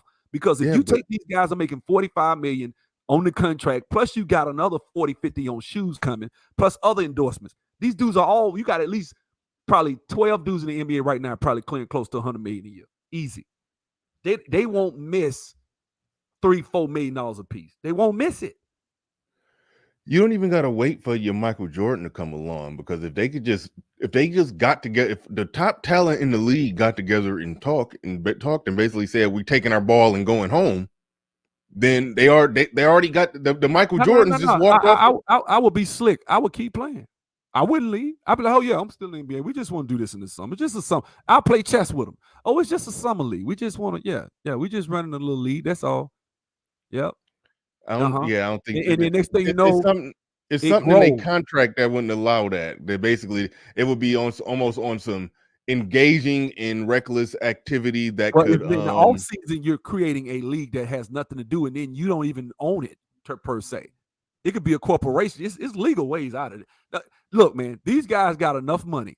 When Donald Sterling had that situation happen, where Donald Sterling said what he said, they had him over the barrel. What did these players do? That's why there's a reason these guys are in the NBA and not thinking black men most of the time. Because not all of them, I'm not saying all of them, but most of the time they're not thinkers. Because if I got you over the barrel, you're a billionaire. You own a team. I would say, okay, instead of you selling the team, because that didn't help black people at all, why not force him to provide and challenge all NBA teams to provide black credit unions that the players pick where they located. They might pick the locations. That's all they got to do with it. They don't got nothing else to do with it. But at least you can start team credit unions within black neighborhoods that allow you to provide business loans. And see, now you've created a weapon that can be used. That's how you got to think. You can't, you just selling the team was stupid. All right, they sold the team. All right, now he got $2 billion. Him and his wife got $1 billion or $2 billion. You got another small hat guy that came and bought in. What you got? What did black people get? They got rid of somebody who hurt their feelings. I mean, but that's the thing. Like that has been used for almost 60, 70 years now. You gotta evolve past somebody not liking you. They all don't nobody like you. Mm-hmm. Nobody likes y'all. Nobody loves black people. Okay, just let that just face it. Now you're just doing business. Get over your emotions. Now you can do business with Republicans or Democrats. It can't just be like Dr. Claude Anderson. I love Dr. Claude Anderson. Historically, he's been one of my guys, but I've made a video about him before they deleted my channel. I made a video about him, and I went blow by blow in that Breakfast Club interview right before the election in 2020, where he was campaigning for Joe Biden. And he said that Jared Kushner was calling him all the time, trying to meet with him. And he's like, yeah, he's absolutely right. But, I've been waiting on the Democrats. I'm like, wait a minute. So you mean to tell me somebody in the White House want to work with you, want to try to help you implement, so they telling you, they calling you. You don't take their phone calls. You don't want to deal with them because you want the Democrats to help you. Mm. I said, oh my God, this man has been completely ignoring one side of the aisle and claim he loves black folks, but he only wants help from from Democrats. That's all he. I can't respect that. I cannot respect that if you really are for black people. And I respect Dr. Claude Anderson. Done a lot of great work, but let's keep it a buck, man. That is a problem. Go watch that interview. This man said he didn't want to have nothing to do with Jared Kushner. He basically waiting on the Democrats. And then what did they say? Wait till we get in office. And what did Dr. Claude Anderson say? We need to help get Trump. Donald Trump we have this infrastructure bill coming up, and there are no black contractors. Guys, how many black contractors you think got some money off this infrastructure? Have you heard anything about black contractors getting anything? Have we heard anything? We hadn't heard nothing. All right. Man, so what was all that for? You threw your support behind this guy for nothing. Kevin C in the building, he says, where are all these requirements when everyone else is offending and going in on black Americans? Why is there zero correction for everybody else? Do you understand exactly what he's asking right there? But that's the thing. That's the thing. It's like you can attack black people. Like Cynthia G should be forced to apologize. There should be 7 things Cynthia G should be forced to do. You know what I'm saying? Some of the stuff this lady, abort, kill. If it's a black baby, kill him in the womb. Like, this is how she talking, right? That's pretty bad. Now, yes, she black, but I'm just saying there are Oh white wait, people. I get what he's saying now. He's basically saying when somebody go in on black people, they should have to go through that same list that Exactly. Yeah, that's what Kyrie he's went saying. Yeah. through. Yeah, I forgot moved There are on from that. situations. There are situations where you can look at black people getting dogged out by people from other races, and it's just a smack on the wrist. Which I don't really care. Like race, I'm for people saying whatever the hell they want to say. Yeah, That's me. You want to put up a racist documentary? Go right ahead. Right. I'm glad. I hope they open Twitter all the way up because first of all, we need thick skin. If think about what our ancestors went to, and then think about what we're going through, and tell me that this is going to like if this is stopping us.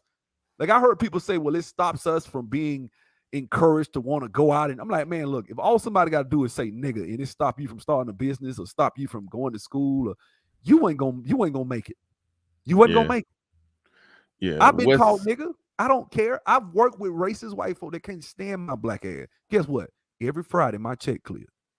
I had a white man he hung up in my face. We was trying to work on a project. He was an asshole. I knew he was racist. I didn't care. They fired me after about 4 months. They let me go. Guess what? I got a job making more money than that. Like literally like a month later, folks can't stop me. That's how I feel about it. I'm unstoppable. That's how I feel about it. And these guys got hundreds of millions of dollars at their disposal, and they waiting on the white man. They literally kneeling for the national anthem, asking the white man to help them fix their own fucking communities. This is embarrassing. We asking these team owners to give us money. These team owners, if you study, a lot of them started their businesses in their garages in their 20s, man. These dudes will never look at you and respect you as a man. When you sit up here, man, they paying you 20 million, 15 million, 30 million a year, and you begging for them to help you? Yeah. Like, this is literally what we do. And these black, and that's the thing I have a major problem with. Like these black athletes, man, they got enough. Now listen, I'm not saying it's their obligation, it's our job.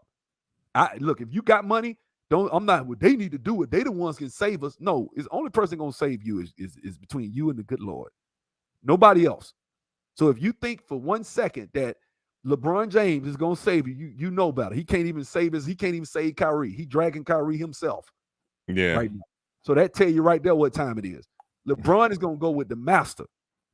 He going with the Chinese. He going with whoever winning, and that's who's winning in his book is the small hats is winning all the way around. That's who he gonna support. And they tell him to support China. That's who he gonna support. So he supports China, which is what happened with that guy that made that thing talking about free Taiwan, Daryl Morey or whatever his name. And what did LeBron do? He attacked him.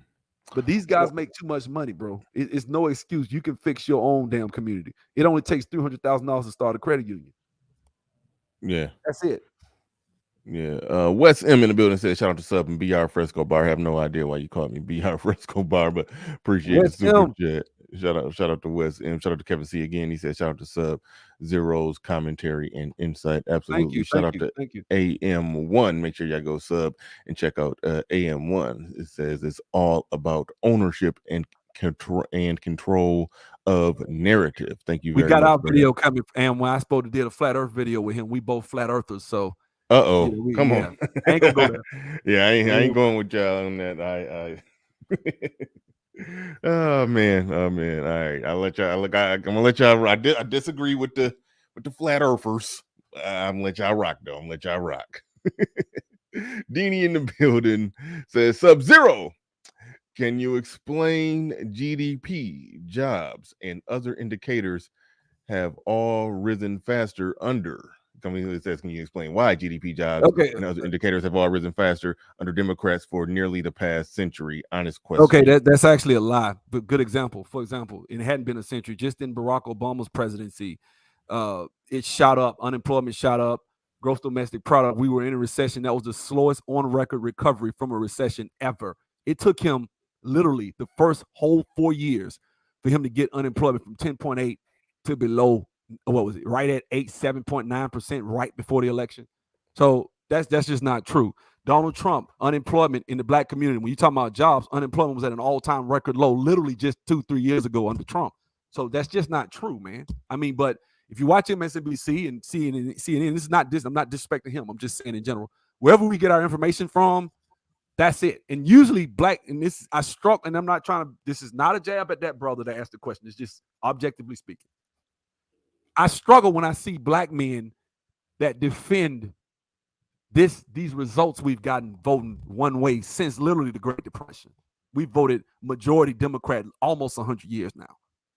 I just don't see, I can't even understand why any black man would defend. It's clear there have been bad things that happened under Republicans and Democrats. I'm not saying that everything was great, but I can't stand Ronald Reagan. But if I'm telling the truth, even Democrats have to say he made a lot of good fight. Now, of course, he raised taxes later, but he made some good moves here and there.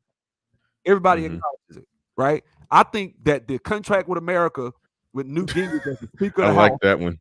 Democrats. That's what I think the contract with America with Newt Gingrich under Bill Clinton, forced Bill Clinton because he saw that it was a backlash against him, and he came back to the right a little bit. That helped Bill Clinton. So a lot of the stuff that they brag about under Clinton, the Republicans hadn't ran a House or the Senate in 45 years. By the time they got it in 1994, that was the first time they ever got it in like 45 years. So just think now, the Democrats ran the House and the Senate 45 years, and look at what happened under that time. Look at what happened to our families. Look at what happened to us academically. Look at what's happened to us in prison. Look at a lot of metrics went down, and they ran the House and the Senate straight 45 years. Yeah, so I put the link in the chat. Anybody want to come up? Especially, hey, if anybody want to challenge anything that was said, you're more than welcome. I actually, my mother-in-law was just in a car accident, so I really just found out. That's why I muted my mic just a few minutes ago. Oh, okay. I'm sorry to hear about that. But I would be glad to come back if anybody want to come and talk about any issues.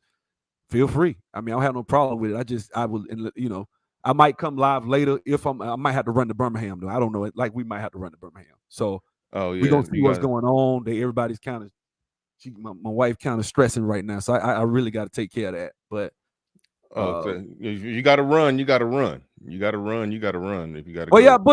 the war, going to war has something to do with the recession. This is what I'm talking about, man. So I tell you what, vote Democrat then. All this stuff I just named, and we want to talk about Bush, and man, I got to go. I'll see y'all, man. Y'all have a good one. All right. Peace, Sub-Zero. Thanks, man. It's one of the best shows I had in a minute, man. This was definitely a good lead off. Put a lot on the table. A lot to chew on here. But shout out to TV Truck and says so George Bush had nothing to do with that recession. All right, the link is in the chat. Anybody want to come up or touch on, piggyback, expand on anything that was said by the brother Sub-Zero? Orange Pill Nurse in the building says, how do black men benefit from trickle down economics? That's a good question, on which Sub-Zero was on here to answer as well.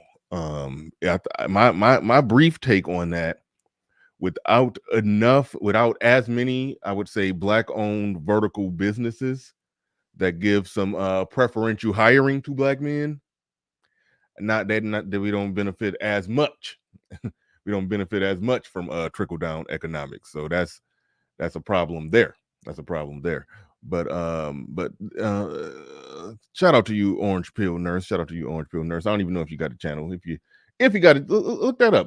See, I don't know if you got a channel or not. Check it out. If you do got a channel, drop the link to his channel in the chat room. Shout out to everybody who supports the stream. But we are joined by Marcus. I'm about your last name. We're going by Marcus, aka Keep It 100. That's fine. What's going on? What's up? Just wanted to shout out homie that you had on here, man, for giving a pretty balanced commentary.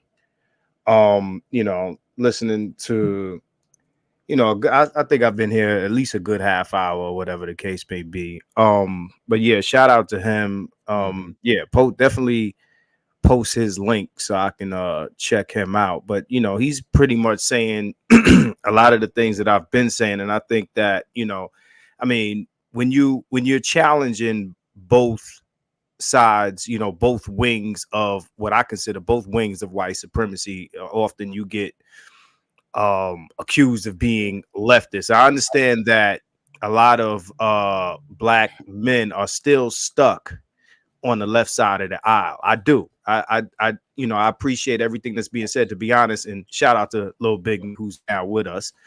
I think that most of what Nate and black conservatives say about black men is actually true. I think that a lot of them are still stuck on that because that's how we were raised to see things. I think that they're having a hard time with I guess reconciling what the left has done and what the left has not done or has done to black men. You understand what I'm saying? The other thing that I wanted to speak on is, you guys were talking about Kyrie, and I'm on Facebook and other platforms, and I'm seeing people are upset because he already folded to them demands.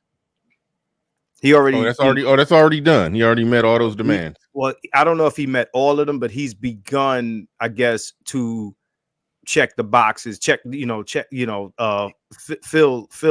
it, to fulfill the list. He's already begun to do that. I just want to know, how do you demonstrate understanding? That's just a very weirdly worded sentence. While I think what's happening with him is terrible, what I need black people to stop doing is acting like, be careful, if he told them to go F themselves, that they would stand and support him. Because at this point, it's pretty obvious that anybody who doubles down on whatever their position is will not get support from us in any meaningful way. Not any meaningful way. I mean, we might, say something on social media, but we're not going to meaningfully back up. Tweets. We'll get a few tweets in their honor. That's about it. and we might say another thing is, like as far as starting our own league, starting our own this, starting our own that. Let's keep it real. Like black businesses, right? Which is why I like to do faceless, and that's what I want to push to people: faceless entrepreneurial efforts. Right? Stop putting black owned on your business. Stop putting your face on your business as black owned. Right? We're in a tech space now. You don't have to show your face. People can be buying from you and they would never know that you're a black person.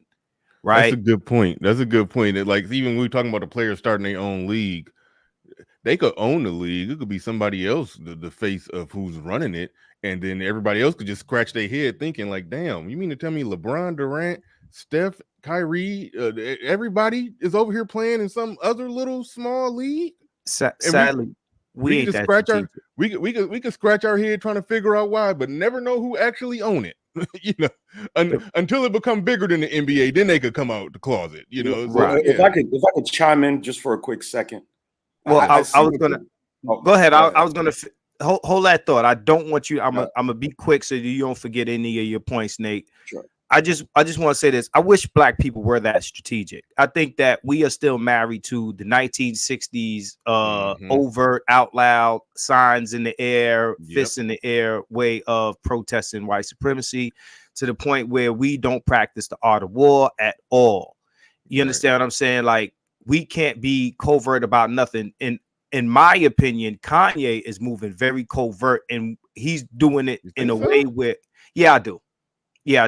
I think that there's things that he's doing that have different meanings and intentions than what they mean on their face, and we're getting offended by it because we are taking it the way that we shouldn't be taking it. Like, we don't understand satire. We don't understand, anything covert, anything strategic. Everything is out in the open, up, and that's why we lose. That's why we fail, to be honest. Well, all right. I want to push back a little, not even a pushback. I want to kind of take it in a different direction. He talked about faceless and nameless business, since I started coming up on panels 3 years ago.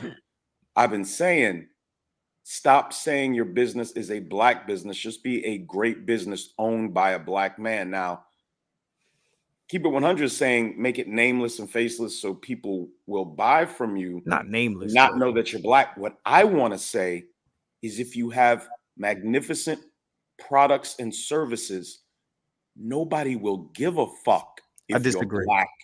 I disagree, but go, continue. No, and I'll prove it. I'll prove it right now. I live in the state of South Carolina. My supervisor comes every 2 months and does what's called a ride review with me. He just rides around while I do claims and watch how I do them. As we travel through the state of South Carolina, we stop and get lunch, okay? Most of the time, my white Clemson grad, 60-something-year-old supervisor, wants to stop at these small 1 meat plus 2 veg black-owned restaurants in South Carolina. These brilliant black business people set up their little meat with 3 side places near plants like the BMW plant in Greenville that we occasionally have gone by. He wants to go there to eat because he knows how good the food is, and he knows they're owned by black people. They don't scream, I'm a black-owned restaurant. Oh, I'm a black-owned restaurant. No, they put out delicious quality food, and they have magnificent wait staff. And then you look in the parking lot of this little tiny restaurant, there's nothing but BMW 7 Series, and the fucking executives from the BMW plant are eating in there. I've seen it with my own eyes. Okay. Let me finish, please. If you still want to believe all these fucking white people hate you, and I'm not saying that you keep it 100. I'm not saying that. Yeah, because nobody said that. But there's a lot of that shit out here, bro. Oh, we got to hide who we are. Blah, blah. I say be a magnificent business owned by a black man, and you will do fine. Have great products, great service, compete with everybody else. You will do fine. And the idiots that won't do business with you because you're black, let me tell you something. There might be a few white people that do that, but I got $1,000 that said there's more black people that won't do business with you because you have a successful black business than white people. I got $1,000 right now that I'll put on that. Who wants Okay, can I respond to you now? Go right ahead. Okay, for decades, black people have been told, if you only do this, black man, and if you only do that, like this is some meritocracy. Okay, that if you run your business respectfully, or you do good business, or you sell a good product, or if you dress this way and you talk this way and this and that, then white people will respond this way. And that's been a lie for a long time. No, that's not true. Now you gotta let me talk, bro. Now you gotta let me talk, bro. Okay. Nowhere in my commentary, because I know my shit, like I like to twist my shit here. Nobody, nowhere in my commentary am I saying everyone is like this or everyone is like that, or that even every location or space is the same. You like to present anecdotal self-reported experiences as proof of the whole of the macro, bro, and that's fallacious. What we do know is that, and that second part of what you said as far as black people, I won't debate or protest that for 2 seconds. I agree with you on that second point, but let's not pretend that if there's too many black faces in the film, white people won't go see it. Or if things are too black for white people, that they won't rock with it. I've been doing business for over 20 years, bro. And I've offered great services to white folks, and my locations have been great. I've operated a business in Midtown Manhattan that people know about for years. And what I noticed the patterns when it comes to white folks versus black folks. Now, if you're a black man that I guess appeals to white sensibilities, then that might work for you. All right. But let's not play this game that black man, if you only do it like this, and if you practice this merit-based ideology, that they're going to accept you and ignore the fact that you're black. It's not that they're necessarily racist or that they hate black people. It's just that what we all know about the culture of America is the white man's ice is colder. So that when they go to these white businesses versus black businesses, there's this mental conditioning that tells you that the white business is better, or that their service is better, or that their aesthetic is better? Among who? No, just among Americans. That's an American Really? culture mentality. You That's know what's in the period. minds of all Americans. That's period. No, but All right. you're arguing the same thing in I the can tell you opposite. what my So you're argument telling, is. you're basically My telling me. argument makes more Go sense. ahead. Keep it 100. Go ahead. My argument makes more sense. Okay. I would tell anyone. If Hold up. you are a black businessman or woman and you have a top level quality product, all people will come and patronize your business. Let me ask you something. Who are most of the people at jazz concerts? White folks. Who is a substantial portion of the people at all these rap concerts? Okay. White folks. Okay.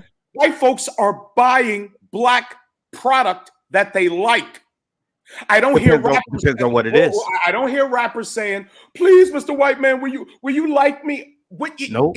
In what you said, keep it 100. You said they don't like us or they don't really appreciate it. Or you said some shit to that effect. It's funny you went straight to entertainment to make your point. What I'm saying is, you're a businessman. Why do you care if they like you? All you should care about is if nobody they said nothing about liking. I'm talking about patronage and support. No. You did not say patronage. You said you act like they respect you or care about you. You're moving the care if they care about me.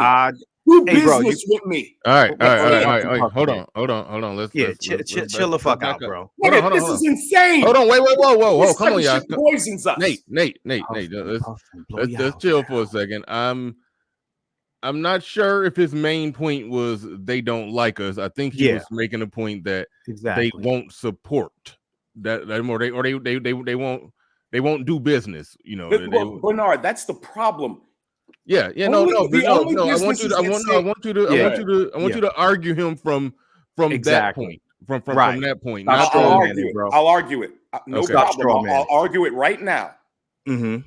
The only businesses in America that cry about something called quote unquote support is black businesses. I've never heard Honda say, "Why don't you support us?" I've never heard Toyota say, "Why don't you support us?" I've never heard Walmart say, "How come you won't come and support us?" They provide you with a product at a great price or a high quality product, and people go patronize. The only businesses that run their mouths about support are black businesses because we don't have the proper mindset. I'm telling you. So I'm trying to tell you.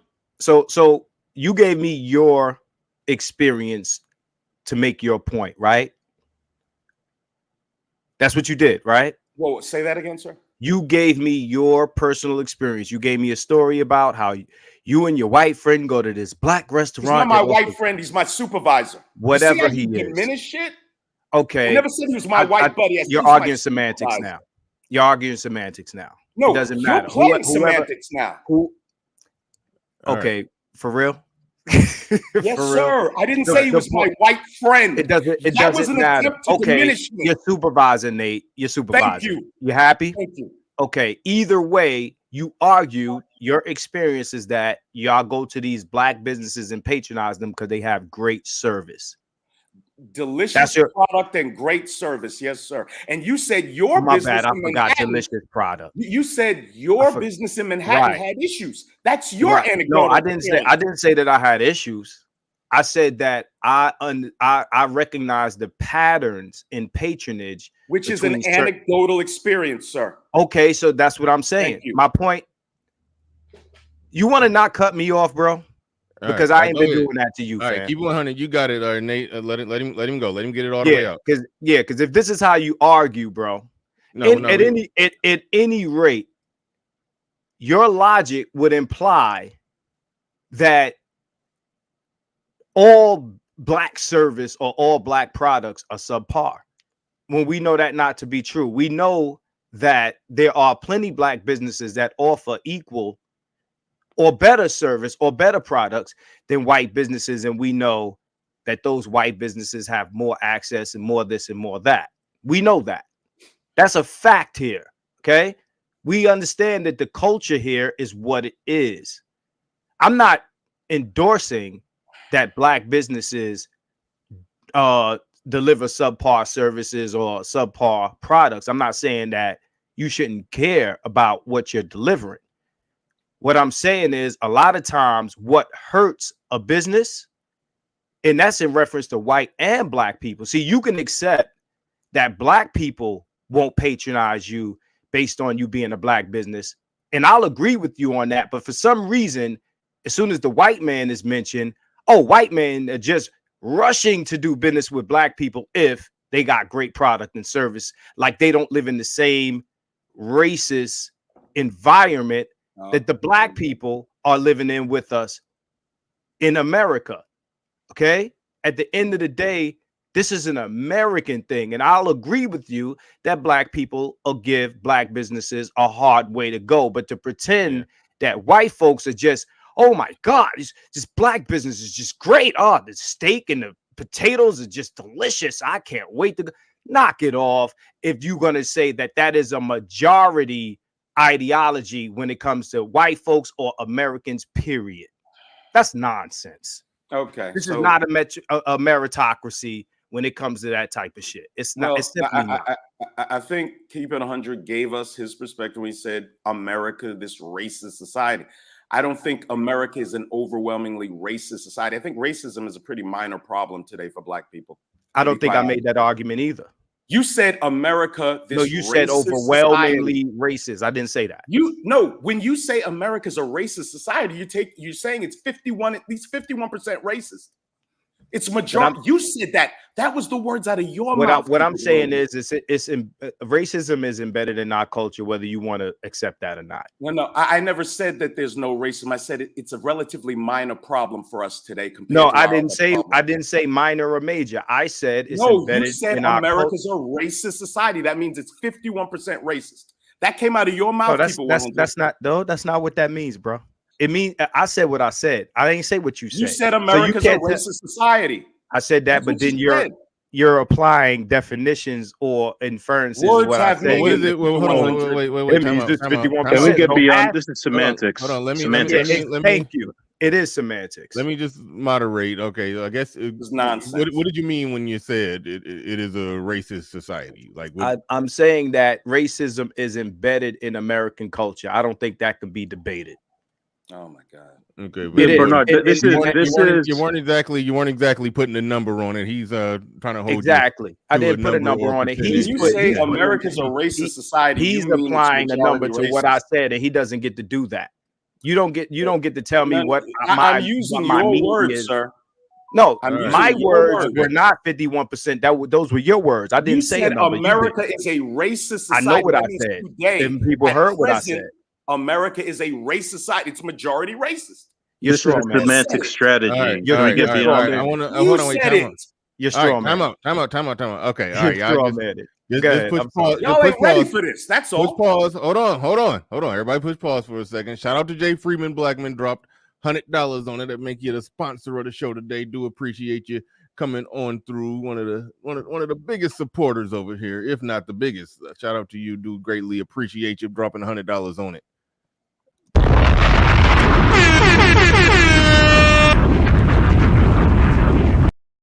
Had to drop the bomb for you. All right, I think we got. Is this Dean or Deanie? Is this? Yeah, this is Dean. Okay, all right. He's a leftist out of the chat. Okay. I wasn't sure if he was. Yeah. No, let's get it popping. Welcome aboard. All right. The Orange Pill nurse in the building says white people love jazz when they owned a cotton club and we could only perform there and not sit there. What's your point, Nate? All right, we're gonna push pause on that because I think that's all right. We're gonna go to Dean. Thank you for that super chat, Orange Pill nurse.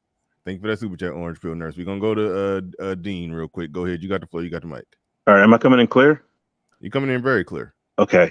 So I wanted to say a couple things. I wanted to address Keep It 100. But first, Bernard, I think a good live stream for you would be to complete a political compass live on air. Don't do it beforehand and then do a filter if you don't like your results. Do it authentically live so that the audience could see it and everything. It would be very interesting. You might be surprised. Why do you specifically think I need to do that? Are you trying to say that I'm I think that's your way of trying to say that I'll be exposed as being a no, leftist. brother, no. Don't do that. Don't do that, Bernard. I don't know why y'all. I'm not attacking you. I think it would be No, but no, I Huh? didn't think it was an attack, but it's just funny to say don't do it in advance. That's to imply that the results will be not what I expect. Like the results it loses. the results may show that I'm not as conservative as I think, and it may expose No, that I'm a liberal, and then now no, all right. no. I don't look at that as an attack. There's a lot of people who got surprised when they took tests like that. I don't It's look the at it as an same. It's attack. the same reason why people say we'll talk about it on air. You know, it loses its punching power if you do something. It's not an attack, Bernard. Like I didn't say it was an attack. I yeah. don't think it was an attack at all. But I do think that you are low key thinking probably / hoping that I end up more liberal than conservative when I take the test. Bernard, this is one thing that I will say about you sometimes. Sometimes you might. I'm not calling you sensitive, but sometimes you might be looking for things that aren't there. I think that's bullshit. Okay, that's fine. Only thing I get sensitive on is because I know there are people. You're not one of them, but there are people who come in your chat room trying to float bullshit out there to try to just sway the audience. And yeah, right. Listen, Amazing. I had to block a lot of people. I had a whole goddamn uprising. It was a mutiny. They was trying to fuck up my channel. I had to just get their ass out of here. You strike me as people who rock with me know who they are. But that's the only thing I get sensitive about when I see a lot of those people coming back. The ones who survived the mass blocking that I did, is a few that survived it because they just laid low during that time. But they come back with the bullshit. So I am hypersensitive about them because they like fucked up my shit for a while. But if just somebody got an opinion, no, I don't call it sensitive because I'm here to argue like everybody else. I try to get they'll say that I'm that I just host and don't give my opinion. No, when y'all hear me pushing back, that's my opinion. So don't call it sensitivity. That's me arguing my points and standing on my square. But anyway, go ahead, Dean. You got it. I won't say you're sensitive because like I'll say something like coon and call someone, coon, saying there's coonery going on, and you let it rock, but your mods will be like someone like Nate, I'd say is sensitive. Little Big Nate is hella sensitive. You, Bernard, I would not say. All right, come on. I hardly ever block anybody. But the reason why I said it was Amazing Luke. I suggested the same thing to Amazing Lucas 3 years ago or whatever, and he did it. It was pretty good live. It's interesting. You seem to be curious.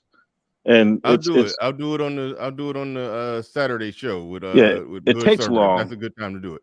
But either way, come on, let's move past this. Yeah. Let's go on and get to it. What you come up for on the topic or topics that we got going? Go ahead. What you got? So keep it 100. I don't think you're a leftist. I don't think you are. I don't think you're right or left. I think you're someone who's curious, seeking the truth. But you're having conversations with a man who is hell bent on whatever he's hell bent on, and he's so passionate that now he's swung the pendulum all the way to the right side, and his argument typically falls apart once you start throwing out data, right? Once you start saying, okay, you love Republicans because they are great for the economy. What are the KPIs for an economy? He'll probably be quiet. Then you might have to help him out and say, what about GDP? Is that a good indicator? And you look at the history. Oh, Republicans aren't really kicking butt when it comes to GDP. What about spending habits and debt for the country? Oh, Republicans are the biggest spenders when it comes to this stuff. So this is the type of this is the type of pathology that you're dealing with. And then he'll come in and talk about cultural stuff, or he hasn't done it yet. I'm surprised. He's on good behavior. He hasn't gone the Keisha card yet, but this is typically what he does. So can I address him? Well, no. Well, he addressed me, so I'm going to address him first. Okay, excellent. All right. First, let me say to the chat, Femocrat is my word. So for those who are accusing me of being a leftist, understand that Femocrat was coined by Keep It 100. I do not fuck with the left. Pardon me for the F-bomb. No, I do not rock with the left. And no matter how many times I say it, Bernard, if I criticize the right, then I am a default leftist. I think that both wings of white supremacy deserve scrutiny.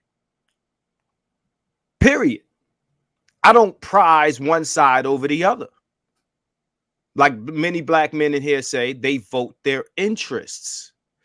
But beyond voting your interests, will the party that is pushing your interest to you or advertising something that you're interested in actually deliver on those things? We know that a lot of, and I think you said it, Bernard, you said that the right has a lot of like core beliefs that black men have as far as, conservative, right? My question to conservative thinking, because I don't rock with parties, I rock with ideologies. There's things I'm conservative about, but do they practice those things equally when it comes to us? The first thing I get when I ask these questions is, oh, you mad they don't want to give you a hug, as if I asked for a hug. And that's the same shaming nonsense that the left does, is they say, they shame you. Oh, you want a hug? Nobody asked for a hug. What I asked for is equal protection. So if I'm outside and I'm holding my, Second Amendment right firearm, and the NRA doesn't come to my rescue if something happens to me, or the right doesn't come to my rescue when something happens to me, that's not me asking for a hug. That's me asking you to protect my rights the way you would protect Billy Bob.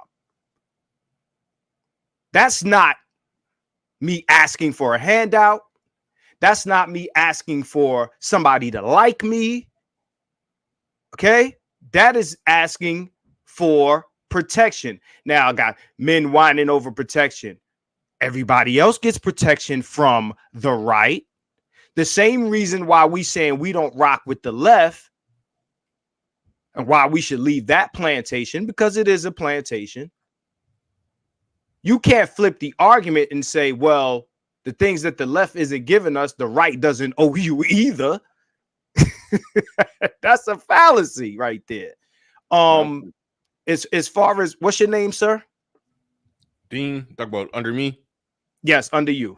Yeah, that's Dean or Deanie or whatever. As far as what Dean said, leftist. That's what I appreciate Dean's ability to see that I'm not standing with either side. Now, Nate, and I'm saying this, I'm addressing this part of it to you, not for an immediate response. You can, if you can't see that I am not a leftist because I don't endorse anything leftist, I'm just criticizing or questioning or scrutinizing both parties. I have probably said more negative things about Democrats on this channel than I've said about Republicans. I haven't said, oh, Republicans are racist, they don't like us, they don't hug us, they owe us this. I haven't said none of that in the times that you've seen me in the chat or on these panels. I've said more damaging things about the Democratic Party in the chat and on the panel.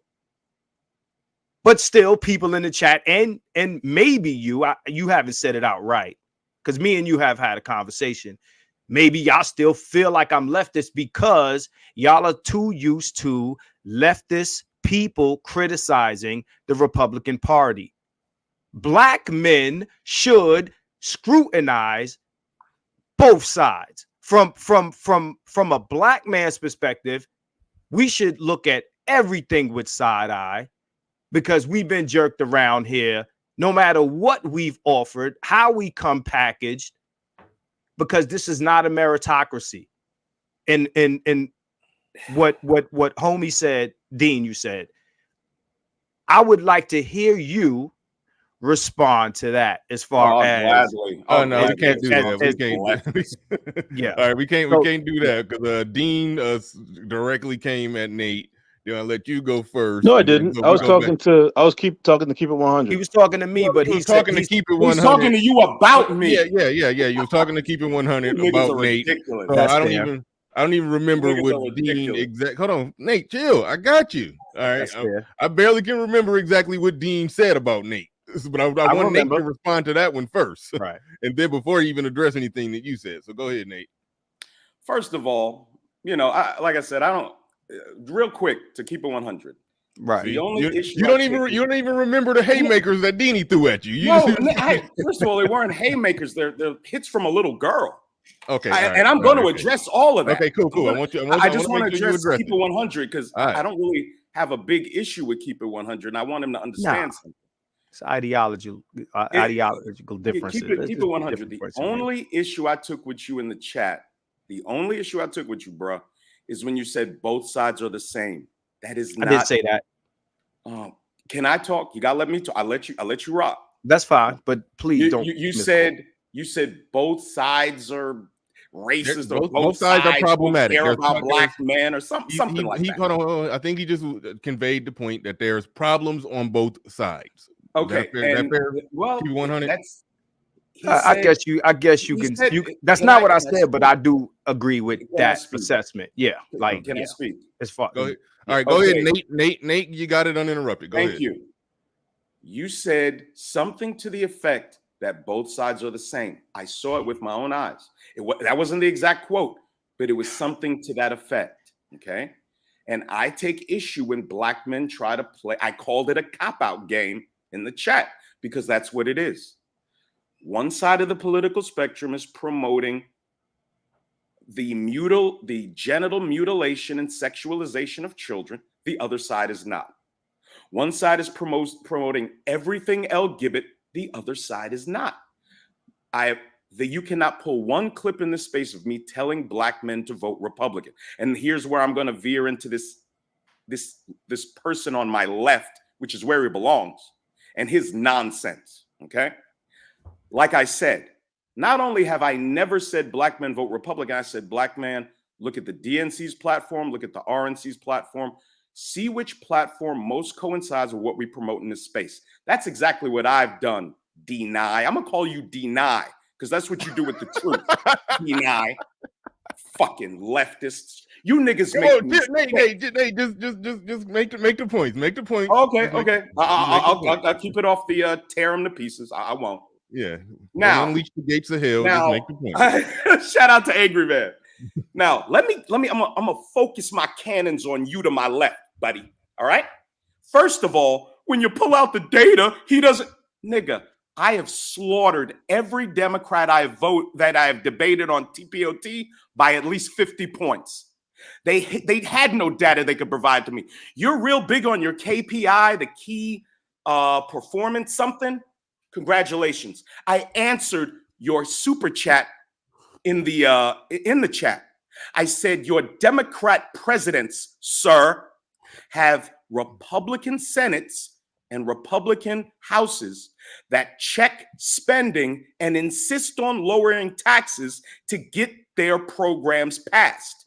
Democrat presidents have to negotiate with their Republican houses and Senate, so it appears that the Democrat president has had a better economy. But it's actually the actions of the Republican House and Senate keeping your Democrat presidents in check.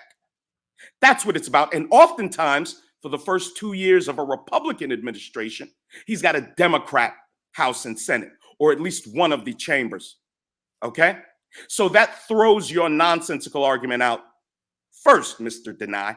Number two, Mr. Deny, I don't run from debates. Okay, niggas come up here like you to debate me. All right, Mr. Keep It 100 and myself, we have some differences of opinion, but we also have a lot of things where we agree. And I think we're going to work it out. Okay, because I'm dealing with an actual man. And when I say leftist, like I said, Keep It 100, it's only about when niggas say, oh, both sides are the same. It's two birds of the same feather. Both they're the same. I have to take issue with that because it's simply not true. I have said this, I've been speaking for 3 years in this space, okay? And it doesn't matter what you think of me. I've had a tremendous influence on this space politically. There are more brothers ready to call themselves conservatives, more brothers ready to say, I ain't no fucking Democrat. And I don't require black men to label themselves anything. You label yourself what you want, brother. Only thing I insist is that you come to the realization there is no room for a thinking, moral, family-oriented black man in the Luciferian left. You come to my channel, I'll show you boys can be princesses too. Is this directed at me or him? Democrats, I'll show you the Democrats coordinating, bringing middle school and elementary school children and putting them in the laps of convicted pedo trans people at libraries. This is what your Democrat Party does, deny, and you'll probably deny it all. I tell you what, why don't you do this, deny? Do me a favor, sir. Because this is what I'm going to ask BGS if I ever get the opportunity to debate him. Maybe you can do it for me. Tell me how you're in this space arguing against the gynocracy and feminism, and you vote for the political party that subsidizes, supports, and promotes both of those things under their umbrella. Modern radical. Wait, Nate. Nate. I'm so sorry to interrupt. I want to stop you right there. I want to get the direct answer from Go ahead, homie. Deanie. I don't want to deny Deanie a chance to answer that one directly. But hold on. Modern Day Problems in the building says it's about to get real interesting. Already there. Jackie Jack in the building with a $5 super chat. Thank you very much for that. Thank you to everybody who's supporting the stream. Modern Day Problems. If Modern Day Problems got a channel, I'm sorry, I don't even know who got channels or who don't. But if you got a channel, make sure you get his link circulating through the chat room. And 5 Drill in the building says, I've been Republican pretty much since high school. Wow, that's rare. But at this point, you have to better yourself and make things better for your family. Thank you very much for the super chat. Do appreciate that. All right, Deanie, I'm sure you remember that question that he asked. I want your direct answer to that one. Go ahead. I don't remember the question. I'm sorry. Ask it again. You leftist black men come into the black manosphere and listen to tens of thousands of hours of ridicule of modern women's behavior, welfare moms, single moms, ratchet ran through moms, and the like. You niggas make thousands of hours of content attacking these women for their terrible behavior. And I agree with much of what you say. But my problem with Luciferian leftist hypocrites like yourself, Deny. Is there a question here? It's coming, homie. It's coming. It's coming. How are you voting for the party that promotes the very things you condemn in this space when it comes to these women?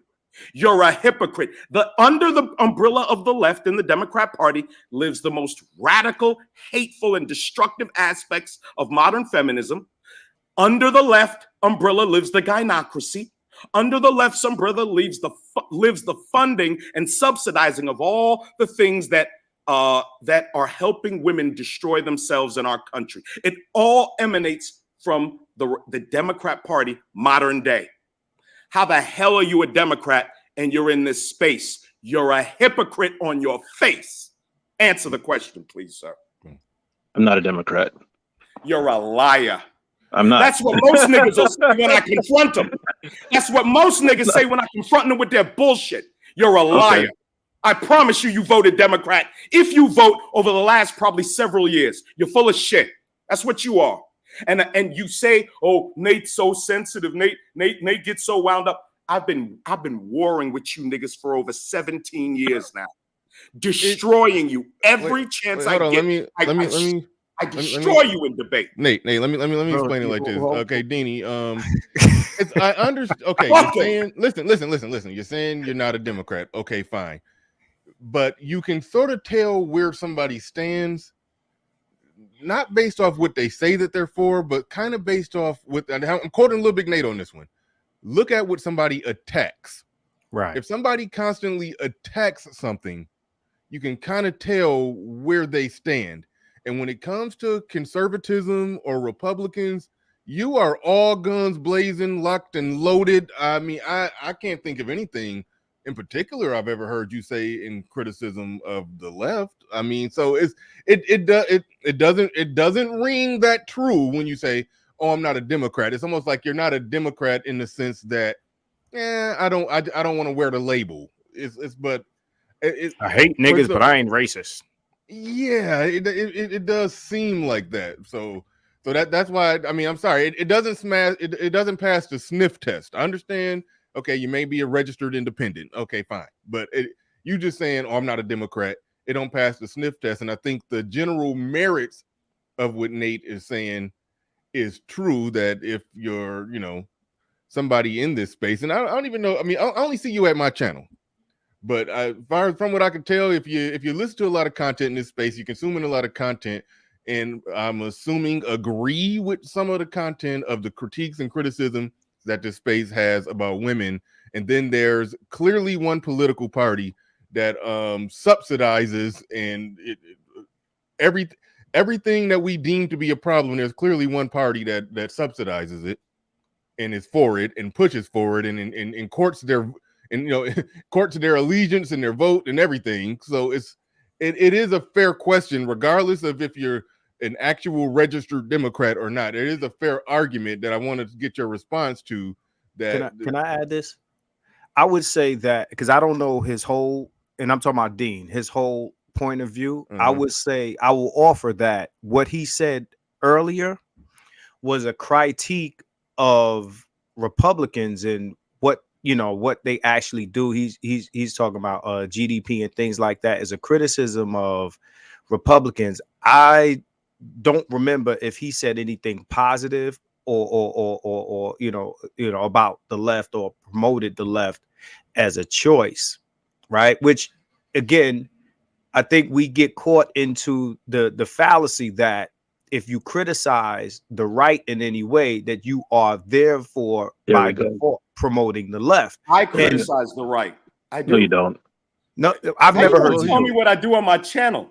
I don't know what you do on your channel. All I know is, Nate, I'm gonna be honest with you, right? Yes, and I rock with you in your, how you began your response is correct. Me and you have few differences in how we see things, but the same way you guys think that I'm representing the left by criticizing the right, I've never heard you criticize the right. I've never heard.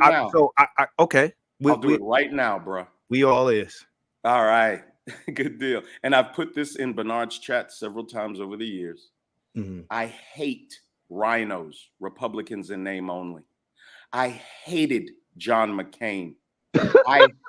Nigga, I'm telling you, I hated John McCain. You think I'm fucking playing? I hate Liz Cheney. Let me finish.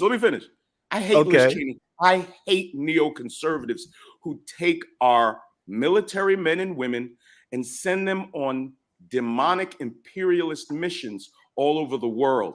I was on Bernard. Did I not a few weeks ago talk about how using a military tactic, which is terrorism, and waging a war against a military tactic will allow America to be entrenched in war for the next 100 years? Did I not speak to that on your channel?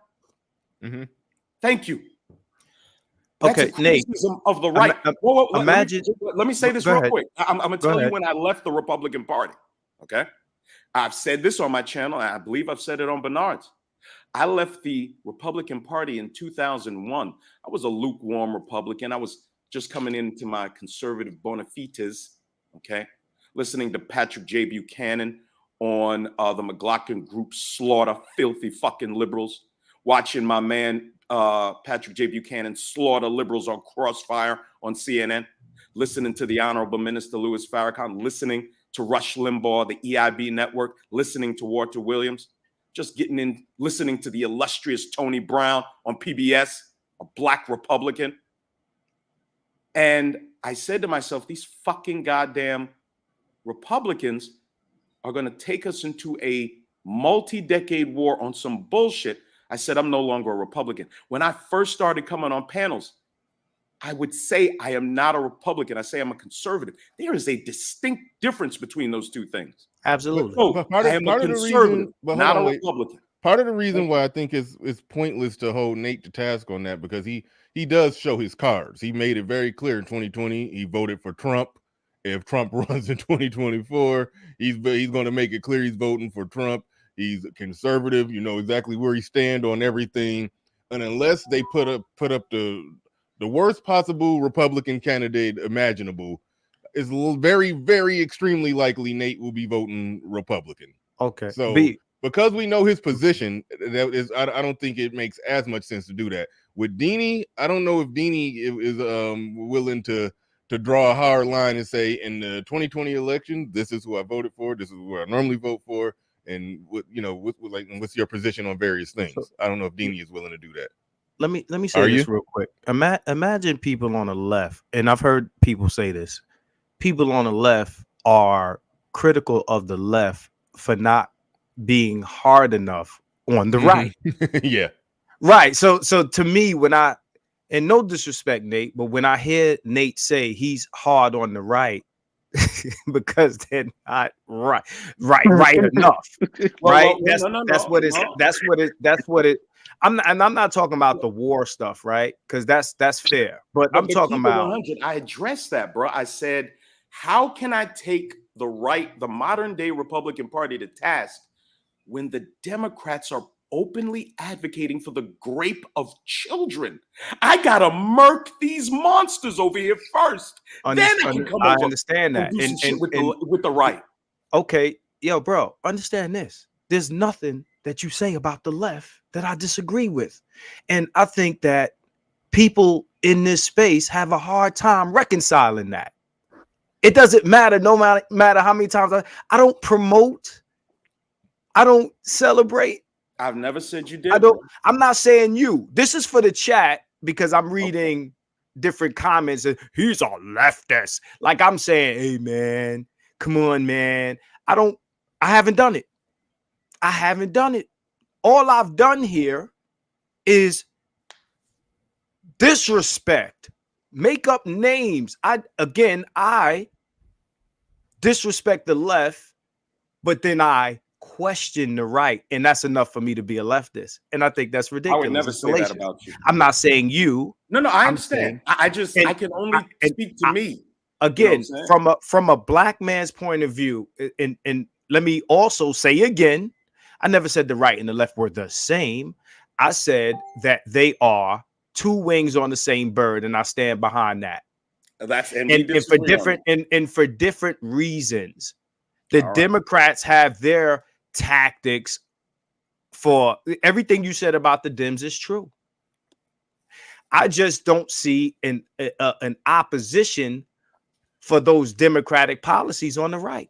I don't see an opposition. So again, if I wanted to say, you know what, I'm gonna just vote for Republicans just in spite of to spite the Democratic Party and the things that they're doing, and for guys that say that, I rock with it.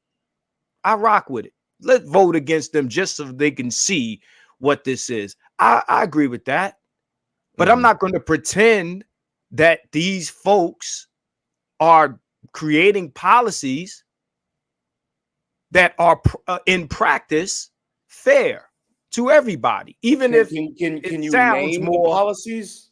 I named one a second ago. I was talking about. I mentioned the Second Amendment. Can we talk about that? If you want to, but again, me and you have been talking. Dean hasn't spoken, so let him go. Let him go. Well, no, I mean, like if you guys want to go back and forth, y'all could go back and forth. I really want to hear if Deanie thinks that Democratic policies is voting that way. Is that better for black men?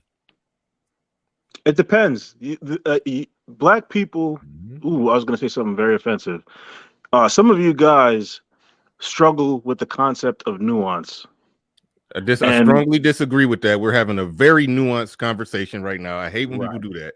Don't call me sensitive for saying this, but that's where I get pissed when somebody throw out. Oh no, you're not sensitive, right? So you're gonna have to flesh that out. I'm the one bro. that's sensitive. Me. Yeah. No. I mean, we will have like my channel get called the echo chamber, but look at this conversation. It's far from an echo chamber, and so and it's a very, very nuanced conversation. So I was without taking that shot, you can Right. answer the question without addressing people who you think don't have nuance, but I think it's Right. a nuanced thing to do to even, probe you on that question. So go ahead. So if I agree with some policies, that makes me a leftist. No, I I, said that do you think in general or more than, do you think in general democratic policies, liberal policies are better for black men? I It understand that there's depends. some. I even admitted in the name of you got to being answer that nuanced. question I even straight up, admitted bro. earlier that No, you locally can't answer that question straight up. So then locally, name the ones that it depends on. Well, that's where you could say, like, you could say what policies do you like. You can't just make a blanketed statement in general. Which which parties? No, he That's actually, see, now y'all gonna hear me challenge leftist shit. So now let me yeah. ask I'm you not a this, Nate. leftist.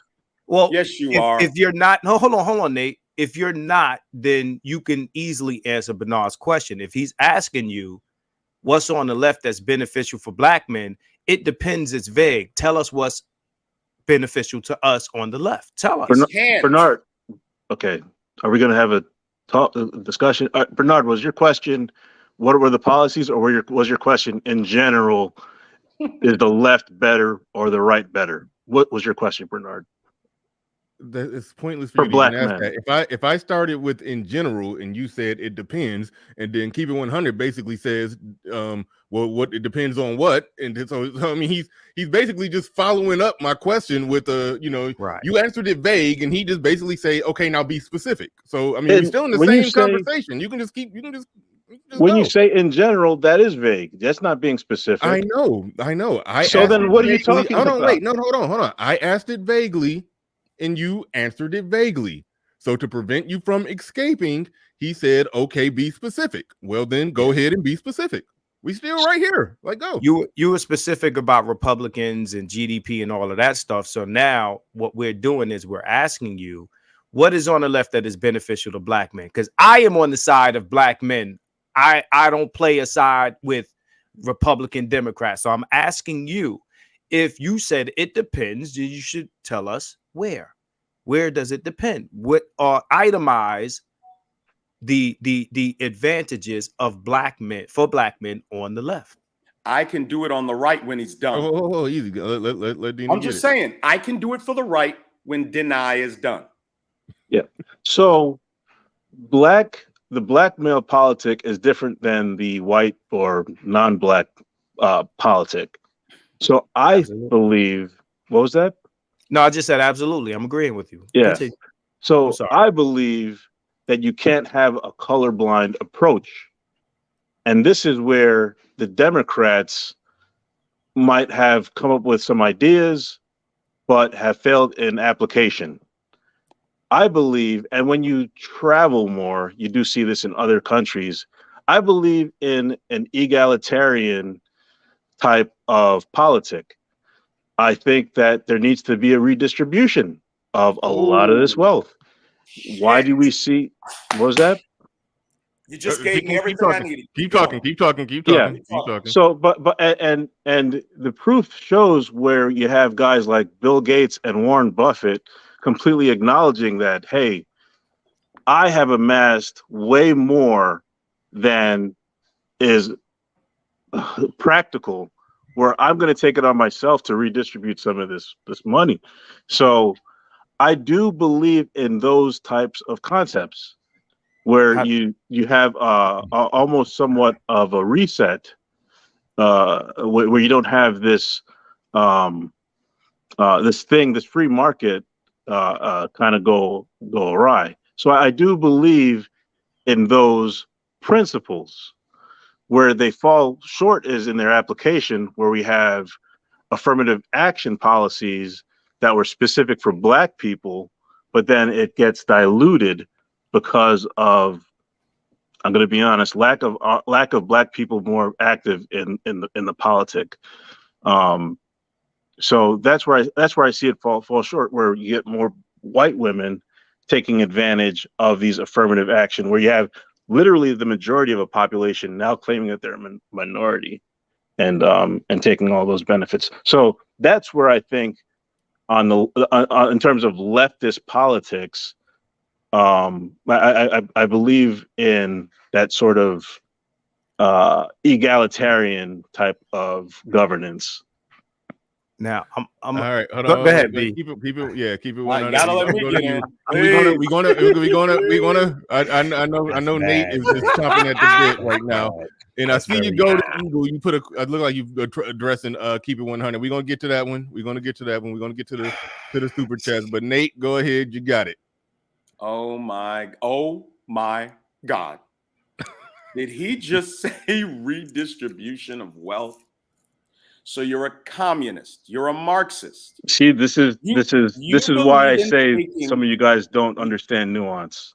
Nuance of redistributing wealth. The nuance of Bernard Riley busting his ass to become a Bernard's not wealthy. Why don't you let me finish? Okay, go ahead. Why don't you? First of all, what you don't understand about your satanic Marxist buddies over there in the Luciferian left is that when they say we're going to tax the rich, it always ends up finding its way down to those making 80, 90. I make more money than all three of y'all probably combined. I'm not. I don't want to flex. Oh my God, that doesn't matter. Flex. That doesn't matter. That doesn't matter. That is I'm gonna let that go because I do. You gotta let me have this. Keep it. You gotta let me have this, man. Nah, go ahead, man. Let me have this nigga. All right, so you're talking. I don't care how much you make. And Deanie, let Nate rock. You're gonna get to respond to it. Let him rock out. Don't interrupt him and throw him off the scent of where he's going. All right, go ahead, Nate. Let me show you how backward you are. If you make more money than me, as a conservative, I congratulate you. As a conservative, I might want to pick your brain and say, hey, bro, how did you do that? As a conservative, I celebrate your accomplishments, nigga. That's what I do as a conservative. I don't want to take from you what you busted your ass to build. Killer Mike, and I've said this several times on Bernard's channel, Killer Mike, who is a very successful businessman in Atlanta, was advocating for Black America to vote for Bernie Sanders, an admitted communist in the 80s, part of the Communist Party. And he wants to tax the quote unquote the rich, whatever the fuck that means, by 90%. 90%. So I want your leftist Marxist self, Deny, to tell me, why would any American man bust his ass to become successful in America, help propel our civilization forward? I'm going to answer this. Help provide jobs. I'm going to answer this. But let me finish. But you keep going. You gotta let me finish. You answered the question. Come on. I didn't interrupt you. Let me finish. You heckling him while trying to make his point. Just let him. But he answered the question. Then he keeps going. No, I gotta finish it. I gotta do it my way, buddy. Okay, I gotta do it my way. Okay. So, hardworking American businessmen open up business. I'm an order damage appraiser. I work with white guys that make $500,000, $2-3 million a year from their series of body shops. These guys are very successful. All right. I know them personally. All right. I know what successful men, I know the fear that they have of taxes, liberal policies, and Democrat administrations. Okay, because it destroys their ability to expand their businesses, hire more people. You say you make more than everybody on this panel. I, as a conservative, congratulate you. And I don't want a dime of your money more than absolutely necessary to keep our roads, our military, and our border secure. I don't want another dime taken from you to give to anybody else. And if you believe in redistribution of wealth, you're a goddamn hypocrite and a contradictarian, because you are okay with other wealthy people's money being taken from them unjustly, okay? Because it's not just about Jeff Bezos or Bill Gates. It's about the men in the body shops I work with every day and write checks to them every day.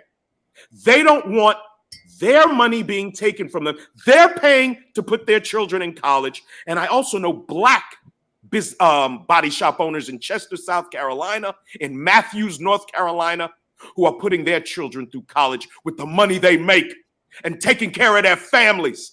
And they want to buy another house so they can refurbish it and flip it.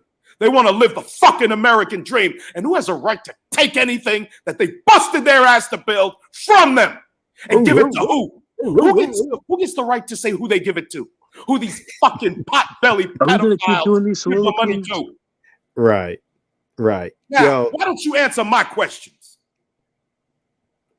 I forgot the question now. That's my fucking point. Okay, that's why I say you can't keep doing. Learn to keep your memory. Please. I'm older than you. My memory's better than yours. Get your memory. Ginkaloba, nigga.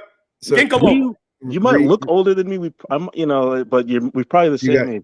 You're gonna have to reiterate the question, Nate. What's that? You're gonna have to reiterate the question. Sorry. It got lost. My bad. Keep it 100. My bad. Yeah, it got lost.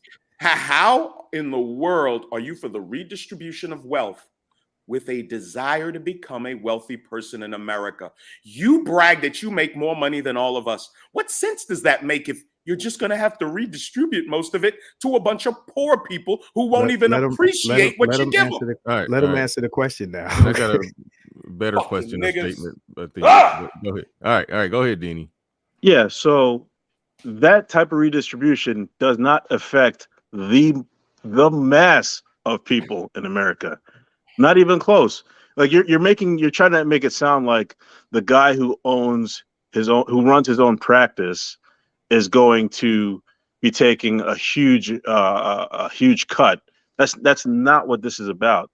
This is about addressing the hyper wealth that's been accumulated and been pushed off into tax havens. Like that's kind of what I'm talking about. And furthermore, you can't make the argument that you're pro reparations and then also make the argument that we shouldn't be addressing this redistribution. Who said I was pro reparation? I'm just saying in general. I know that you're not, Nate. Like no. I've never said if I'm for reparations or against. So just easy. I think the original question got lost. The original question was, how does the left benefit black men? And I don't think that question has been directly answered. Of course, it has been. It has been. Let me sew it up. Let me sew it up. He answered it. The egalitarian politic. You can't have a color-blind politic. The Republicans, keep it techie, they're all about colorblind, pull yourselves up by your bootstraps, that type of an approach. And it doesn't work. It never works. A lot of the hookups that they do, like they've bailed out banks, they've bailed out farmers, like they've been very specific. So that's what I'm talking about. You're talking about the left has done that. No, so the right has done that. You said the right has bailed out banks and farmers. That's what you're saying? Correct. Like farmers do very well under Republicans. So here's my thing done to the question. To the question that I asked him, are liberal policies better for black men? And I think Deanie's answer was this: is they can be if we work the game the right way, and basically outcompeted black women and white women and every other part of the Rainbow Coalition that want every type of incentive and handout or blah blah blah blah blah, whatever you want to call it. Basically, if we got in line and pulled more out the government than other people, if we outcompeted them for government subsidization or subsidizing or whatever the hell. The small hats who you don't like to talk about. I have studied. But hold on, is that a fair assessment? Of course, this is how. Okay, this so is all right, the world. okay, good. So I think that really, truly, 100% establishes that you are really as liberal as they come, even if you're not a registered Democrat.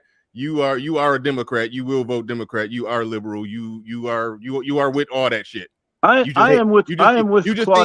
Claude Anderson. Black men are failing at being good liberals and Democrats. That's basically what you're saying. But no, you're not gonna stick or imply something that I didn't say.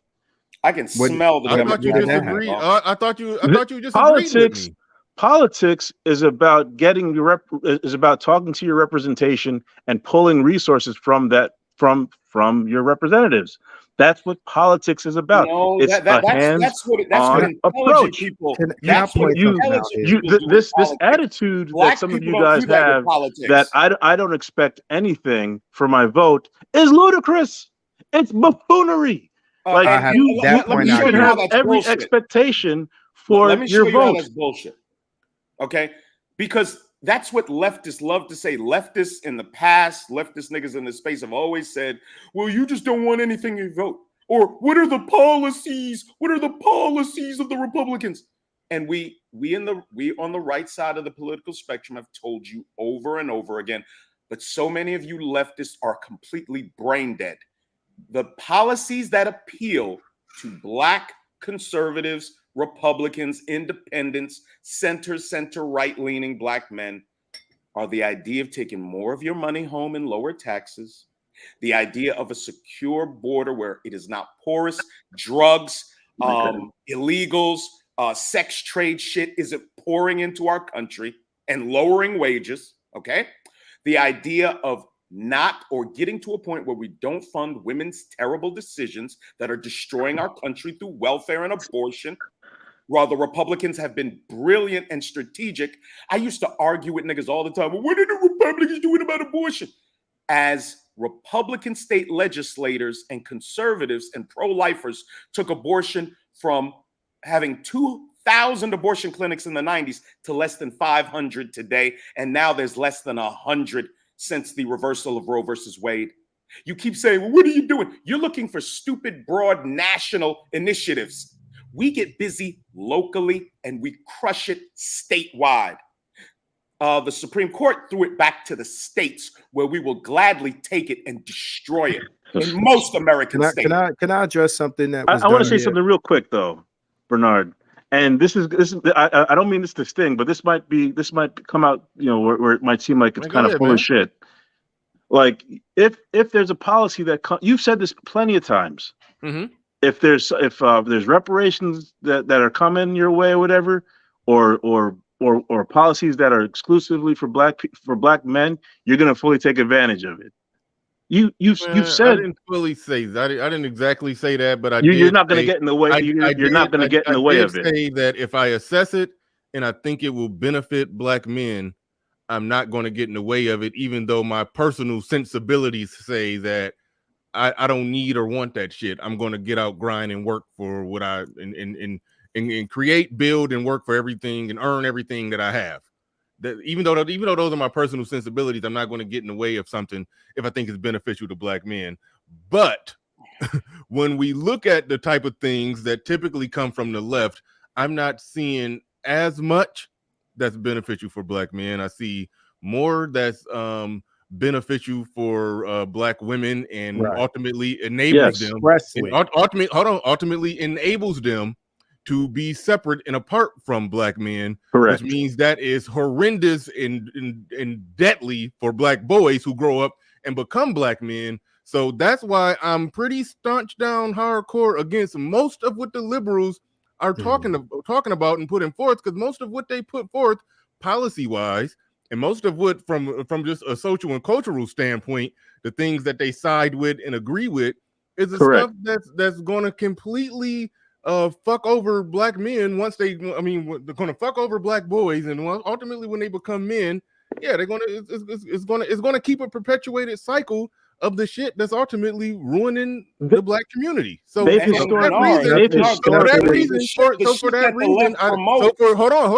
that reason, I don't know how anybody could be in this space, and maybe this doesn't apply to you, but I don't know how anybody could be in this space and call out the left, call out, or be fluent and very fluent in Moynihan report. I'll just say it that way.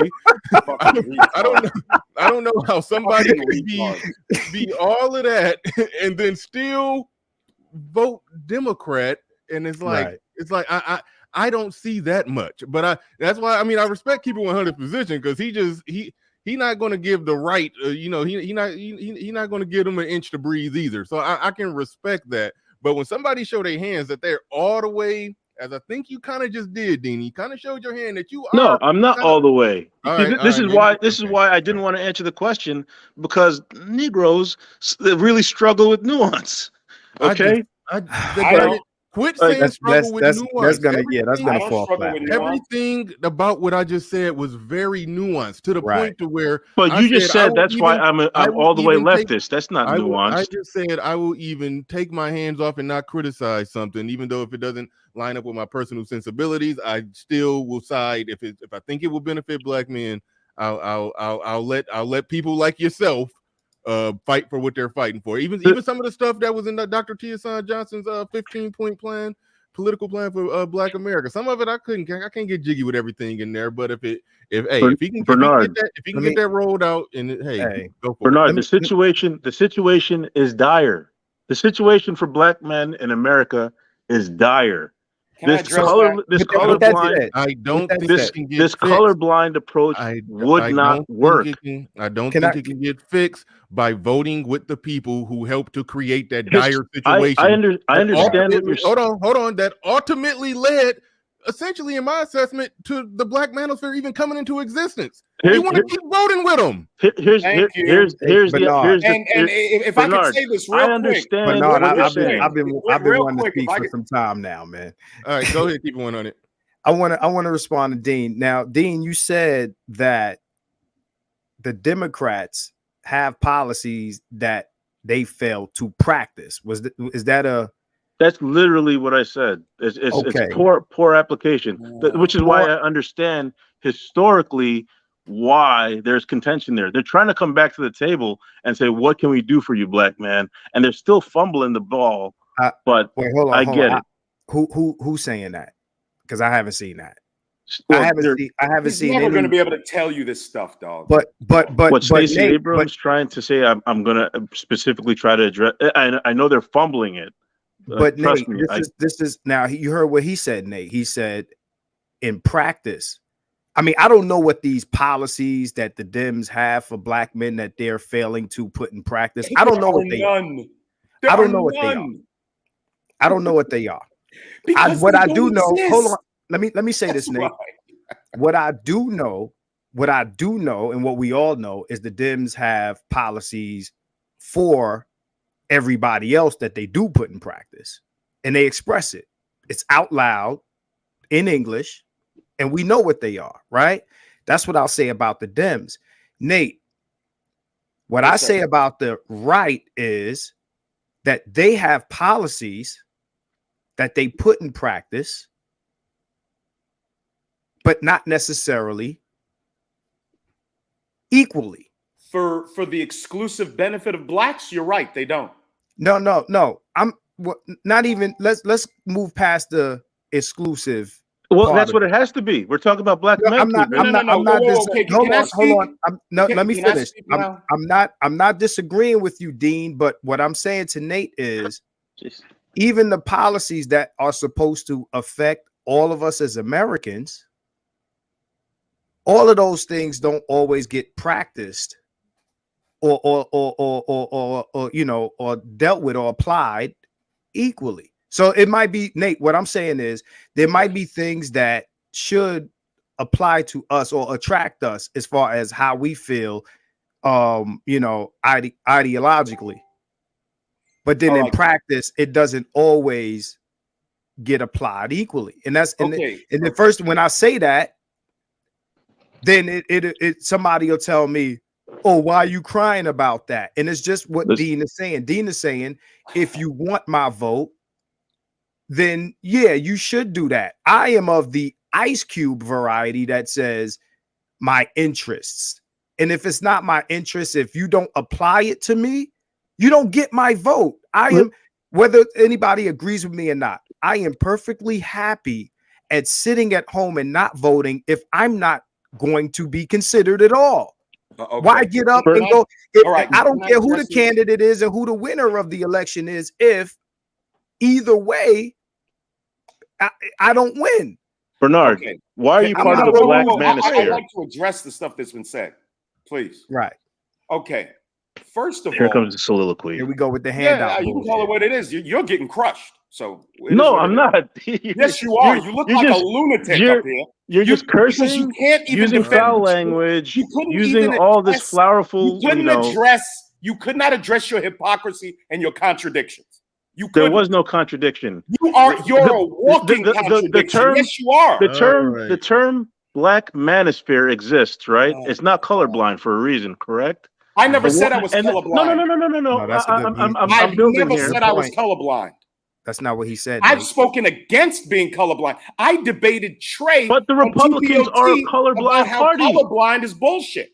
The Republicans are a colorblind party. No, they're not.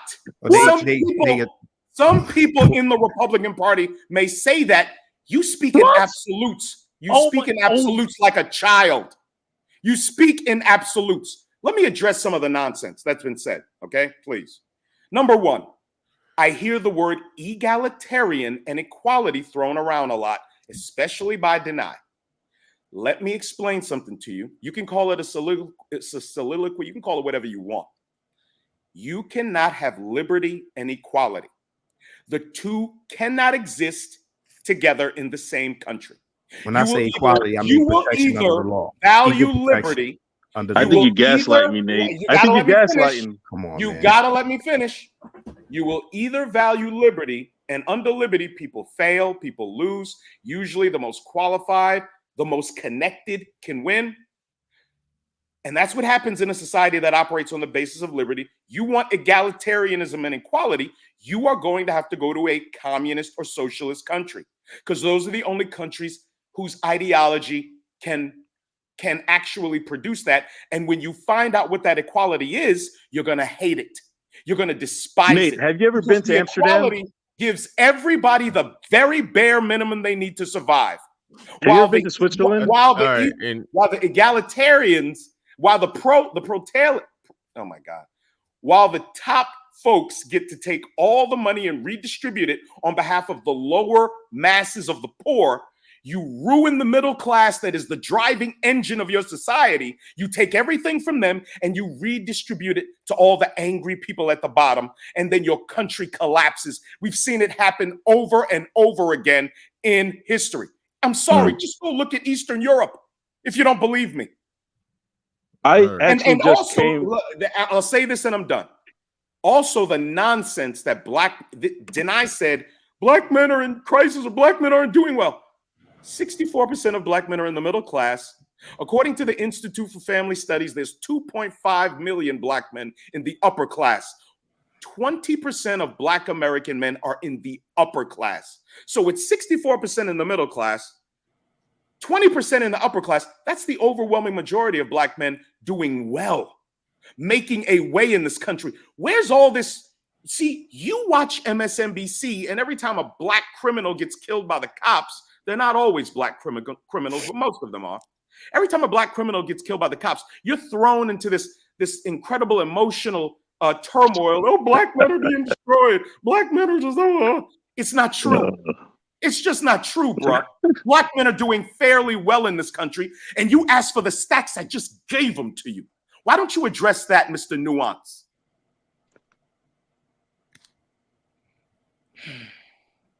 Can I talk? We just had 5 seconds of dead air. All right. So, I'm not gonna listen. Nate is doing all of his soliloquies, all of his tap dancing, and then he comes, and then, but he says Republicans are not a colorblind party. That's where I realize he's not having an honest conversation. You're not having an honest conversation. Republicans who do talk that, and there's others that don't. Patrick J. Buchanan wrote a book called The Death of the West. You're not having an honest conversation. The book if is you're going to about tell me the death of America because white people aren't reproducing. He sees color. Patrick Buchanan sees color. He's a Republican. What's your next question? Yeah, you're not having an honest conversation. You're not capable of debating me. Egalitarianism doesn't mean communism. Okay, I literally just came back. Equality is communism. I literally just came back from the Netherlands. All right, like I think they're a monarchy, but they have some representation as well. But their culture is an egalitarian culture, right? Like it's a very efficient culture. People's needs are met. Like it doesn't have to be communism. And I believe the Netherlands is one of the best countries that have the highest quality of life. So what you're saying, Nate, in reality, you're just doing talking points. And then that's what y'all have always accused me of, and I slaughter you in debate. Nate, let me make this clear. And I'm not saying that you were saying this, but let me make this clear for you and anybody that's listening. When I use the word equal, I'm not talking about equality of outcome. I'm talking about equal protection under the law, which is that's what they're talking about. No. I understand that, but I'm just about, listen. I just gotta say this so that it's heard and it's on the record. Okay, I'm talking about something that is in the Constitution.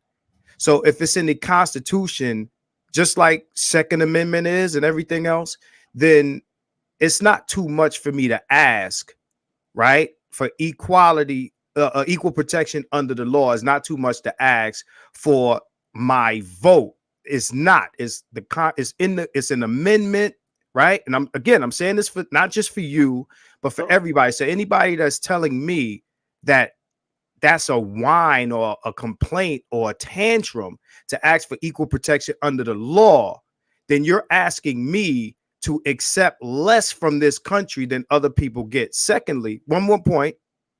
If we're talking about redistribution of wealth, and this is a question for not just you, but also for Dean, which party is going against the redistribution of our tax dollars to them small hats across the waters? You mean which party is funding Israel? I'm not asking you which. I said which party, because I know I don't care who's in the White House. We send money over there.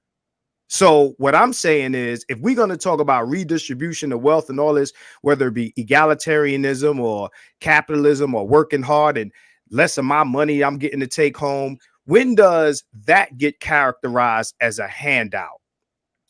Right. Yeah, well, and that's my point. Going to characterize it as a handout. Neither party. But I will say this: most of the people that are against it, like Rand Paul, like Senator Halsey, the rebellious Republicans that'll call that shit out, are the only ones that'll do it. Are Republicans. I don't hear Democrats ever calling it out. You're wanting a party to do it. It's not going to happen. If you're wanting what I'm saying, Nate, is funding of Israel, it's not going to happen. Neither party's going to do it. I understand that. So then the point falls flat. I feel like this. I would rather my tax dollars go to Americans than to go to people that don't live here. Okay, so if we're gonna make the handout argument for American citizens, we can't then say, oh, we accept the fact that we send all this foreign aid outside of the country for people who don't contribute to the economy here. But keep it techie. I'll do you one better. How about not funding the military? There's only one party that's military is crazy. That's the Republicans. Well, say that again, Nate. There's only one party that wants to close the border. Now, the Republican establishment is half and half, but the rank and file Republicans want the border closed. That's the only party you're going to get that from. Okay, that's nice, but that doesn't respond to what I said. I agree with you as far as the borders and this and that.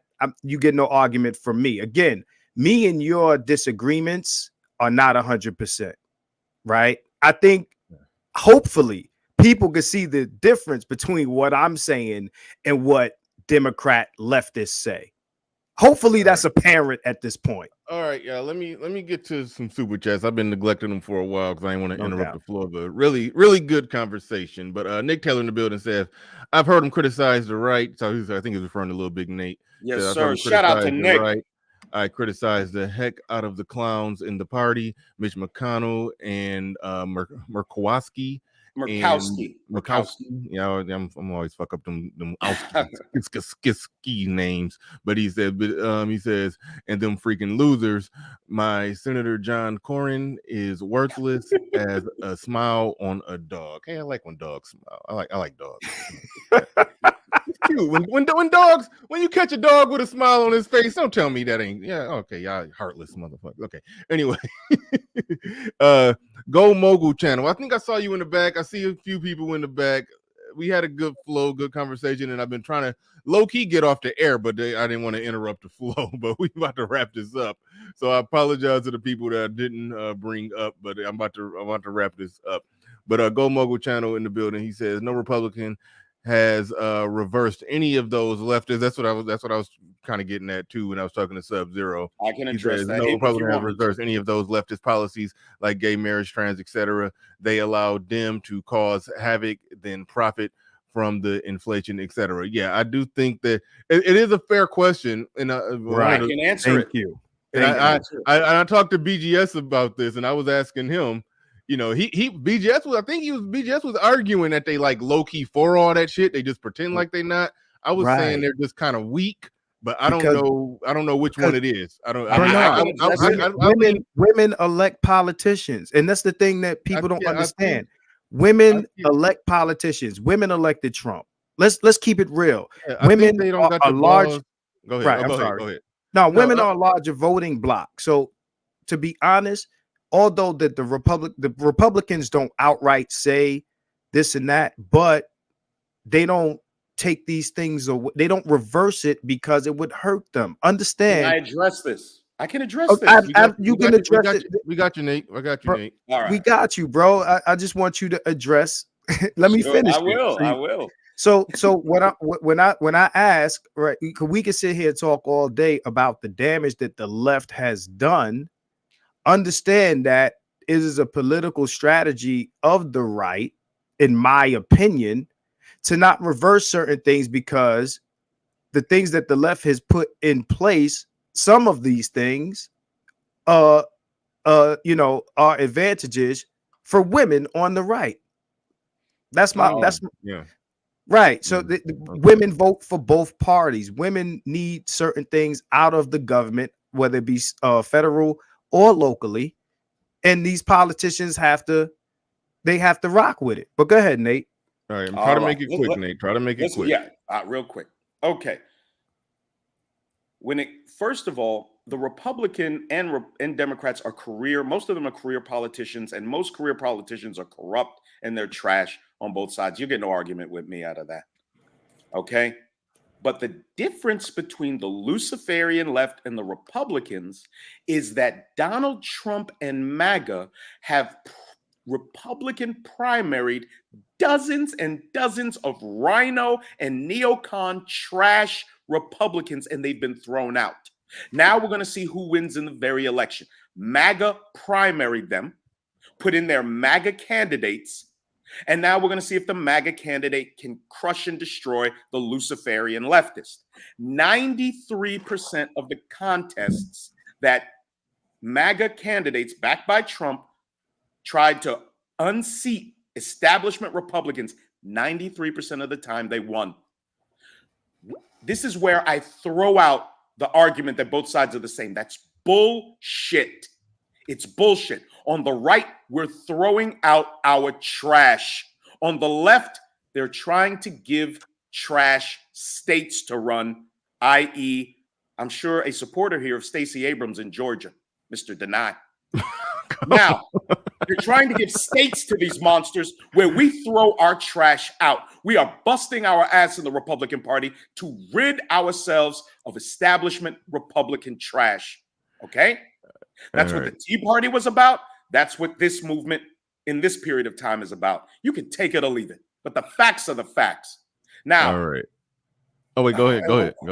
No, I've talked enough. Go ahead. All right. Golden Eagle 99 in the building with $20 super chat. Greatly appreciate you coming on through and supporting the stream. Keep it. I guess he's putting this to keep it 100. Say keep it 100. You're either a political agnostic or a true centrist. If you're a centrist, your views would suggest so, unless you don't vote. Period. I guess you can go ahead and respond to that. You can hear me? Yeah, we can hear you. Say political agnostic or true centrist. I mean, I don't really claim the labels.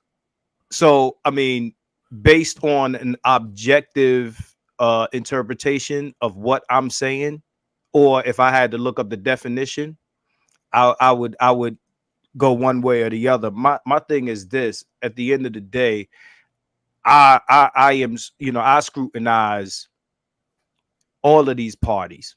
You understand what I'm saying? Equally. I don't, I'm not gonna ride with the left, and I'm not gonna ride with the right. Just or I do agree with Nate that because of our culture, we tend to ride with the left and make excuses for certain things, right? But when I ask, conservatives and in particular black conservatives questions about the right, you guys, I don't know how you speak to other people, but Shame ain't going to sell me on it. And you have to tell me what the benefits are without telling me about the Democrats. You're not going to sell me a Lex by telling me how terrible a Toyota is. I want to know what's up with the Lex. Tell me the features of the Lex so I can buy the Lex. I'm not at the Toyota dealership asking you, in the Lex dealership asking you about a Toyota. So, but keep it 100. But when I try to tell you, it's like you're not impressed, so you just skip over it. Listen, my thing is this: as opposed to going on long tangents about the Luciferian left, which I'm already not sold on. I'm already not sold on that. Well, I just do that because I love it. Okay, but that doesn't, bro. Understand the appeals to emotion that you sometimes make is not a selling point for a guy like me. Understand that the leftists that you curse out, you're not getting them to jump over. And if you're singing to your own choir, that doesn't help you either. If I said I'm not trying to convince them when they can be convinced by logic. No, listen. Just not. I'm not saying what you're attempting to do, but understand in conversations like these, if you're trying to make points, just like you asked him to make a point about what's the selling point for black men on the left, you have to be able to accomplish the same. Bro, I've done it.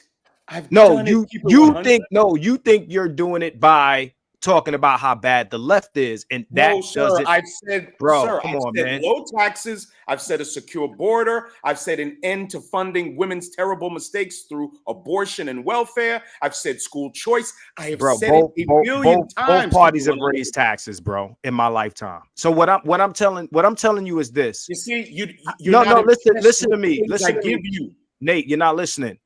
We asked this man, Dean, what are the benefits to black men on the left? And you said, oh, he can't tell you. So and I just told bro, you gotta let me finish. Right. If you're going to ride with my questioning of him for specific things for black men on the left, and then say he can't tell you how the left is helping black men, and you can't offer the opposite argument on the right. No, listen. You ignore it. No. I'm not ignoring you, and you ignore it. This dude. No, low taxes is for Americans. Black men. No, let me finish. Jesus. The things that you're expressing is for Americans, not black Americans or black male Americans. I get it. This is the problem. This is the problem. You gotta let me, bro. Come on, man. I understand where this is going. Keep it 100 is basically saying something specific for black men from the Republican Party. That's what I said. But Nate, let me finish the point. If we're going to hold Democrats, and I'm not waving the Democratic flag, we're going to hold Democrats accountable for not offering anything directly to black men. But then when you ask the Republicans the same thing, the first thing you respond with is, oh, y'all want a hug, y'all want love, y'all want this, y'all want that. You expect something for your vote? Hold on, Dean. I want taxes for my vote. Understand that the things that you're asking of the left that they're not giving us, you're shaming us for wanting on the right. No, sir. And you'll say, well, the right doesn't believe in this, this, and this. And my point is always when I ask about the things on the right, me personally, I don't know about other men that you debate or have conversations with. The things that I'm asking is not handouts. I'm not asking for love. I'm not asking for affection in hand jobs. I'm asking for protections under the constitutions that in application that should be affecting all Americans. I don't want to just hear policies. I want to see these policies played out in real time equally. I'm being very specific. So when you respond to a guy like me and say, oh, you just want to hug, and that doesn't work, I fam. said that to you. That no, I'm telling you. Why you keep painting me with that? I don't get this. Nate, I'm telling you how sometimes it may sound. Now, I done held. I have not said you want a hug, and you no. Listen, I think Deny wants a hug. I don't think. I don't know that you do. You might be correct. Well, you know that I don't, because I've said it dozens of times on this channel. And is like you saying, I don't get it. I'm saying things in English. I type things in English in the chat, and you still respond to me like I'm talking like one of these guys. Jackie Jack just asked a very pertinent question. Jackie Jack asked, what protections are you not getting? What protections is he not getting? Can you illustrate and explain to us what protections you're answering a question with a question?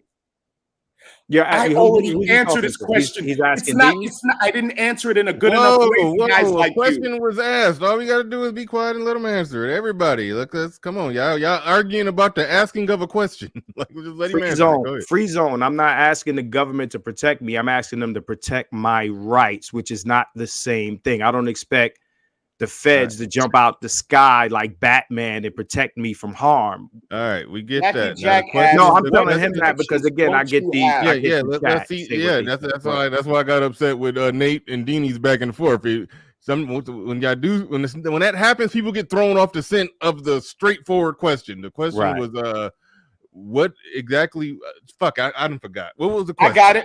Jackie Jack asks, what protections is he not getting? All right. You're asking me?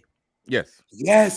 Okay. For instance, I think I mentioned this on your channel before, Bernard, but I'll mention it again. Right now, Shaka Zulu is going through what, murder one situation down in, I think it's Atlanta. It's a nigga in Atlanta named Shaka Zulu. I don't that's know Ludacris's manager. I'm sure that there's somebody in the. I didn't know that. Yeah, okay. because he defended himself. It's on tape that somebody, a group of guys tried to kill him, and he got him before they got him. Is Georgia stand your ground state? I think it is. And my thing, he should be fine, but he's getting prosecuted on a murder charge. In what city? In what city, sir? I think it's Atlanta. But my blue state, Atlanta. Yeah. No. Atlanta's a city in Georgia, so you don't get to call it a blue city. Atlanta. I'm sorry, it is a blue city. But thank you. The state, is it blue? Is Georgia? According to the liars in the last election, it's blue. Okay. At the end of the day, is there a stand your ground? If there is a stand your ground in Georgia, he should be out. He should be a free man. But what I'm saying is, and the whole thing is on tape. You said keep 100. It's on video.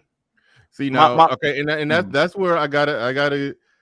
There's a good point in there because I've said this and I've noticed this. There be sometimes there's a shooting amongst black people, and instead of looking at it like hey, somebody came at somebody and he defended himself from an attacker, they look at it as a bunch of niggas in a gang-related shootout.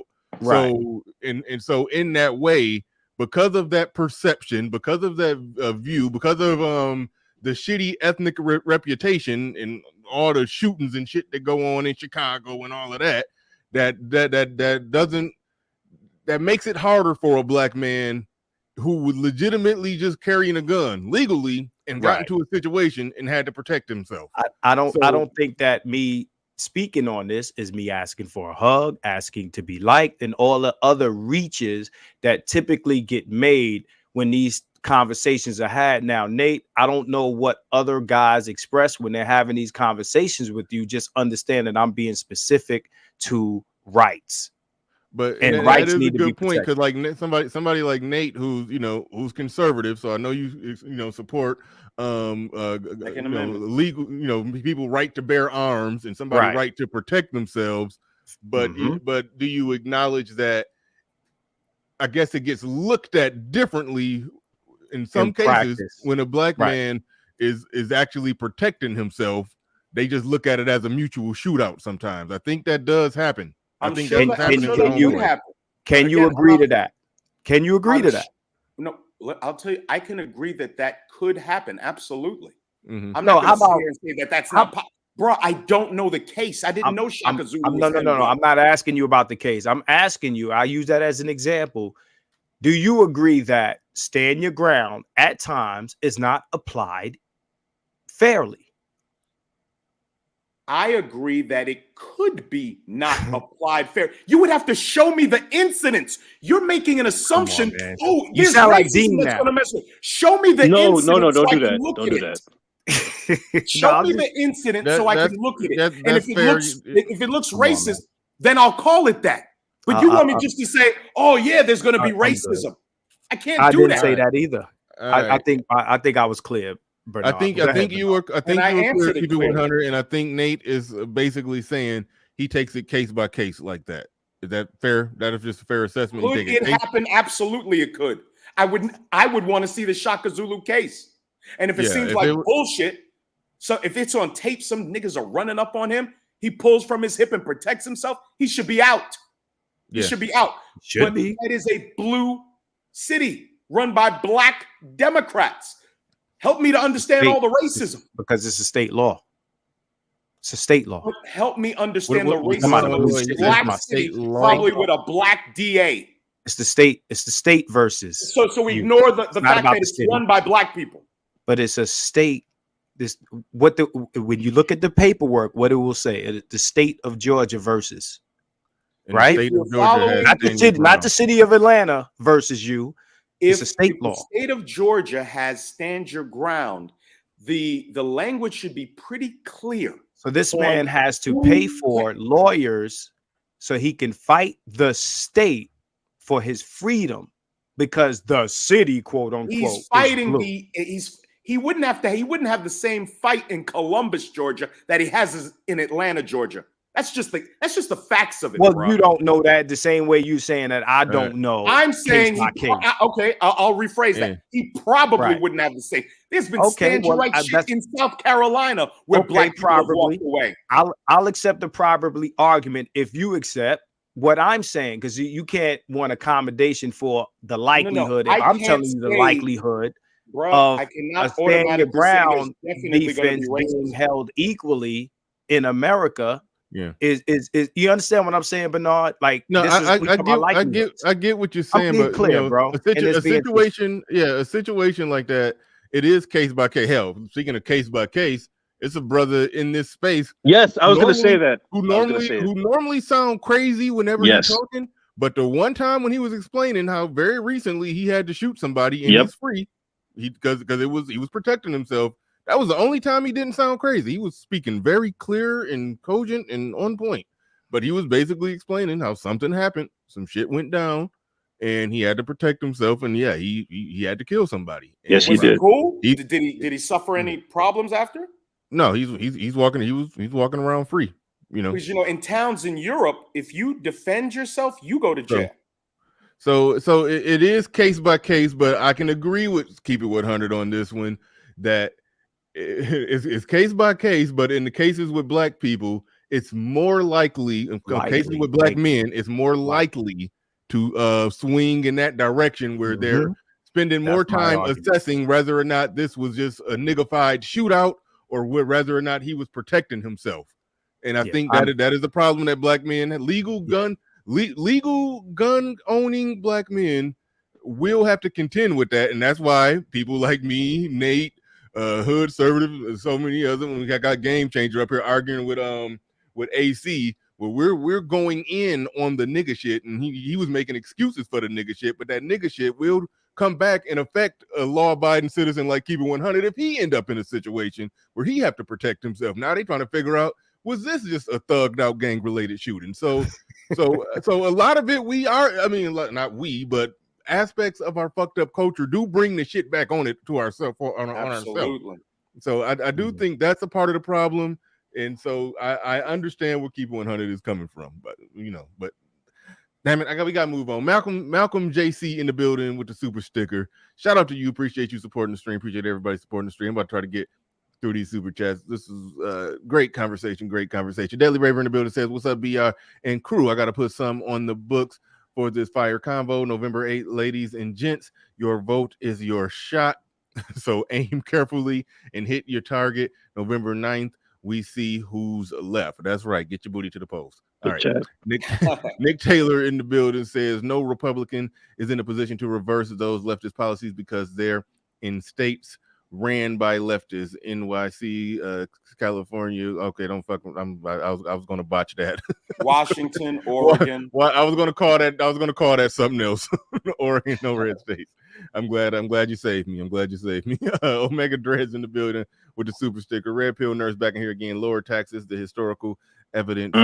Nate, we gonna keep it moving. J. Freeman Blackman says, "Keep it 100 wants a hug." He said joke. Don't come for him. He's joking.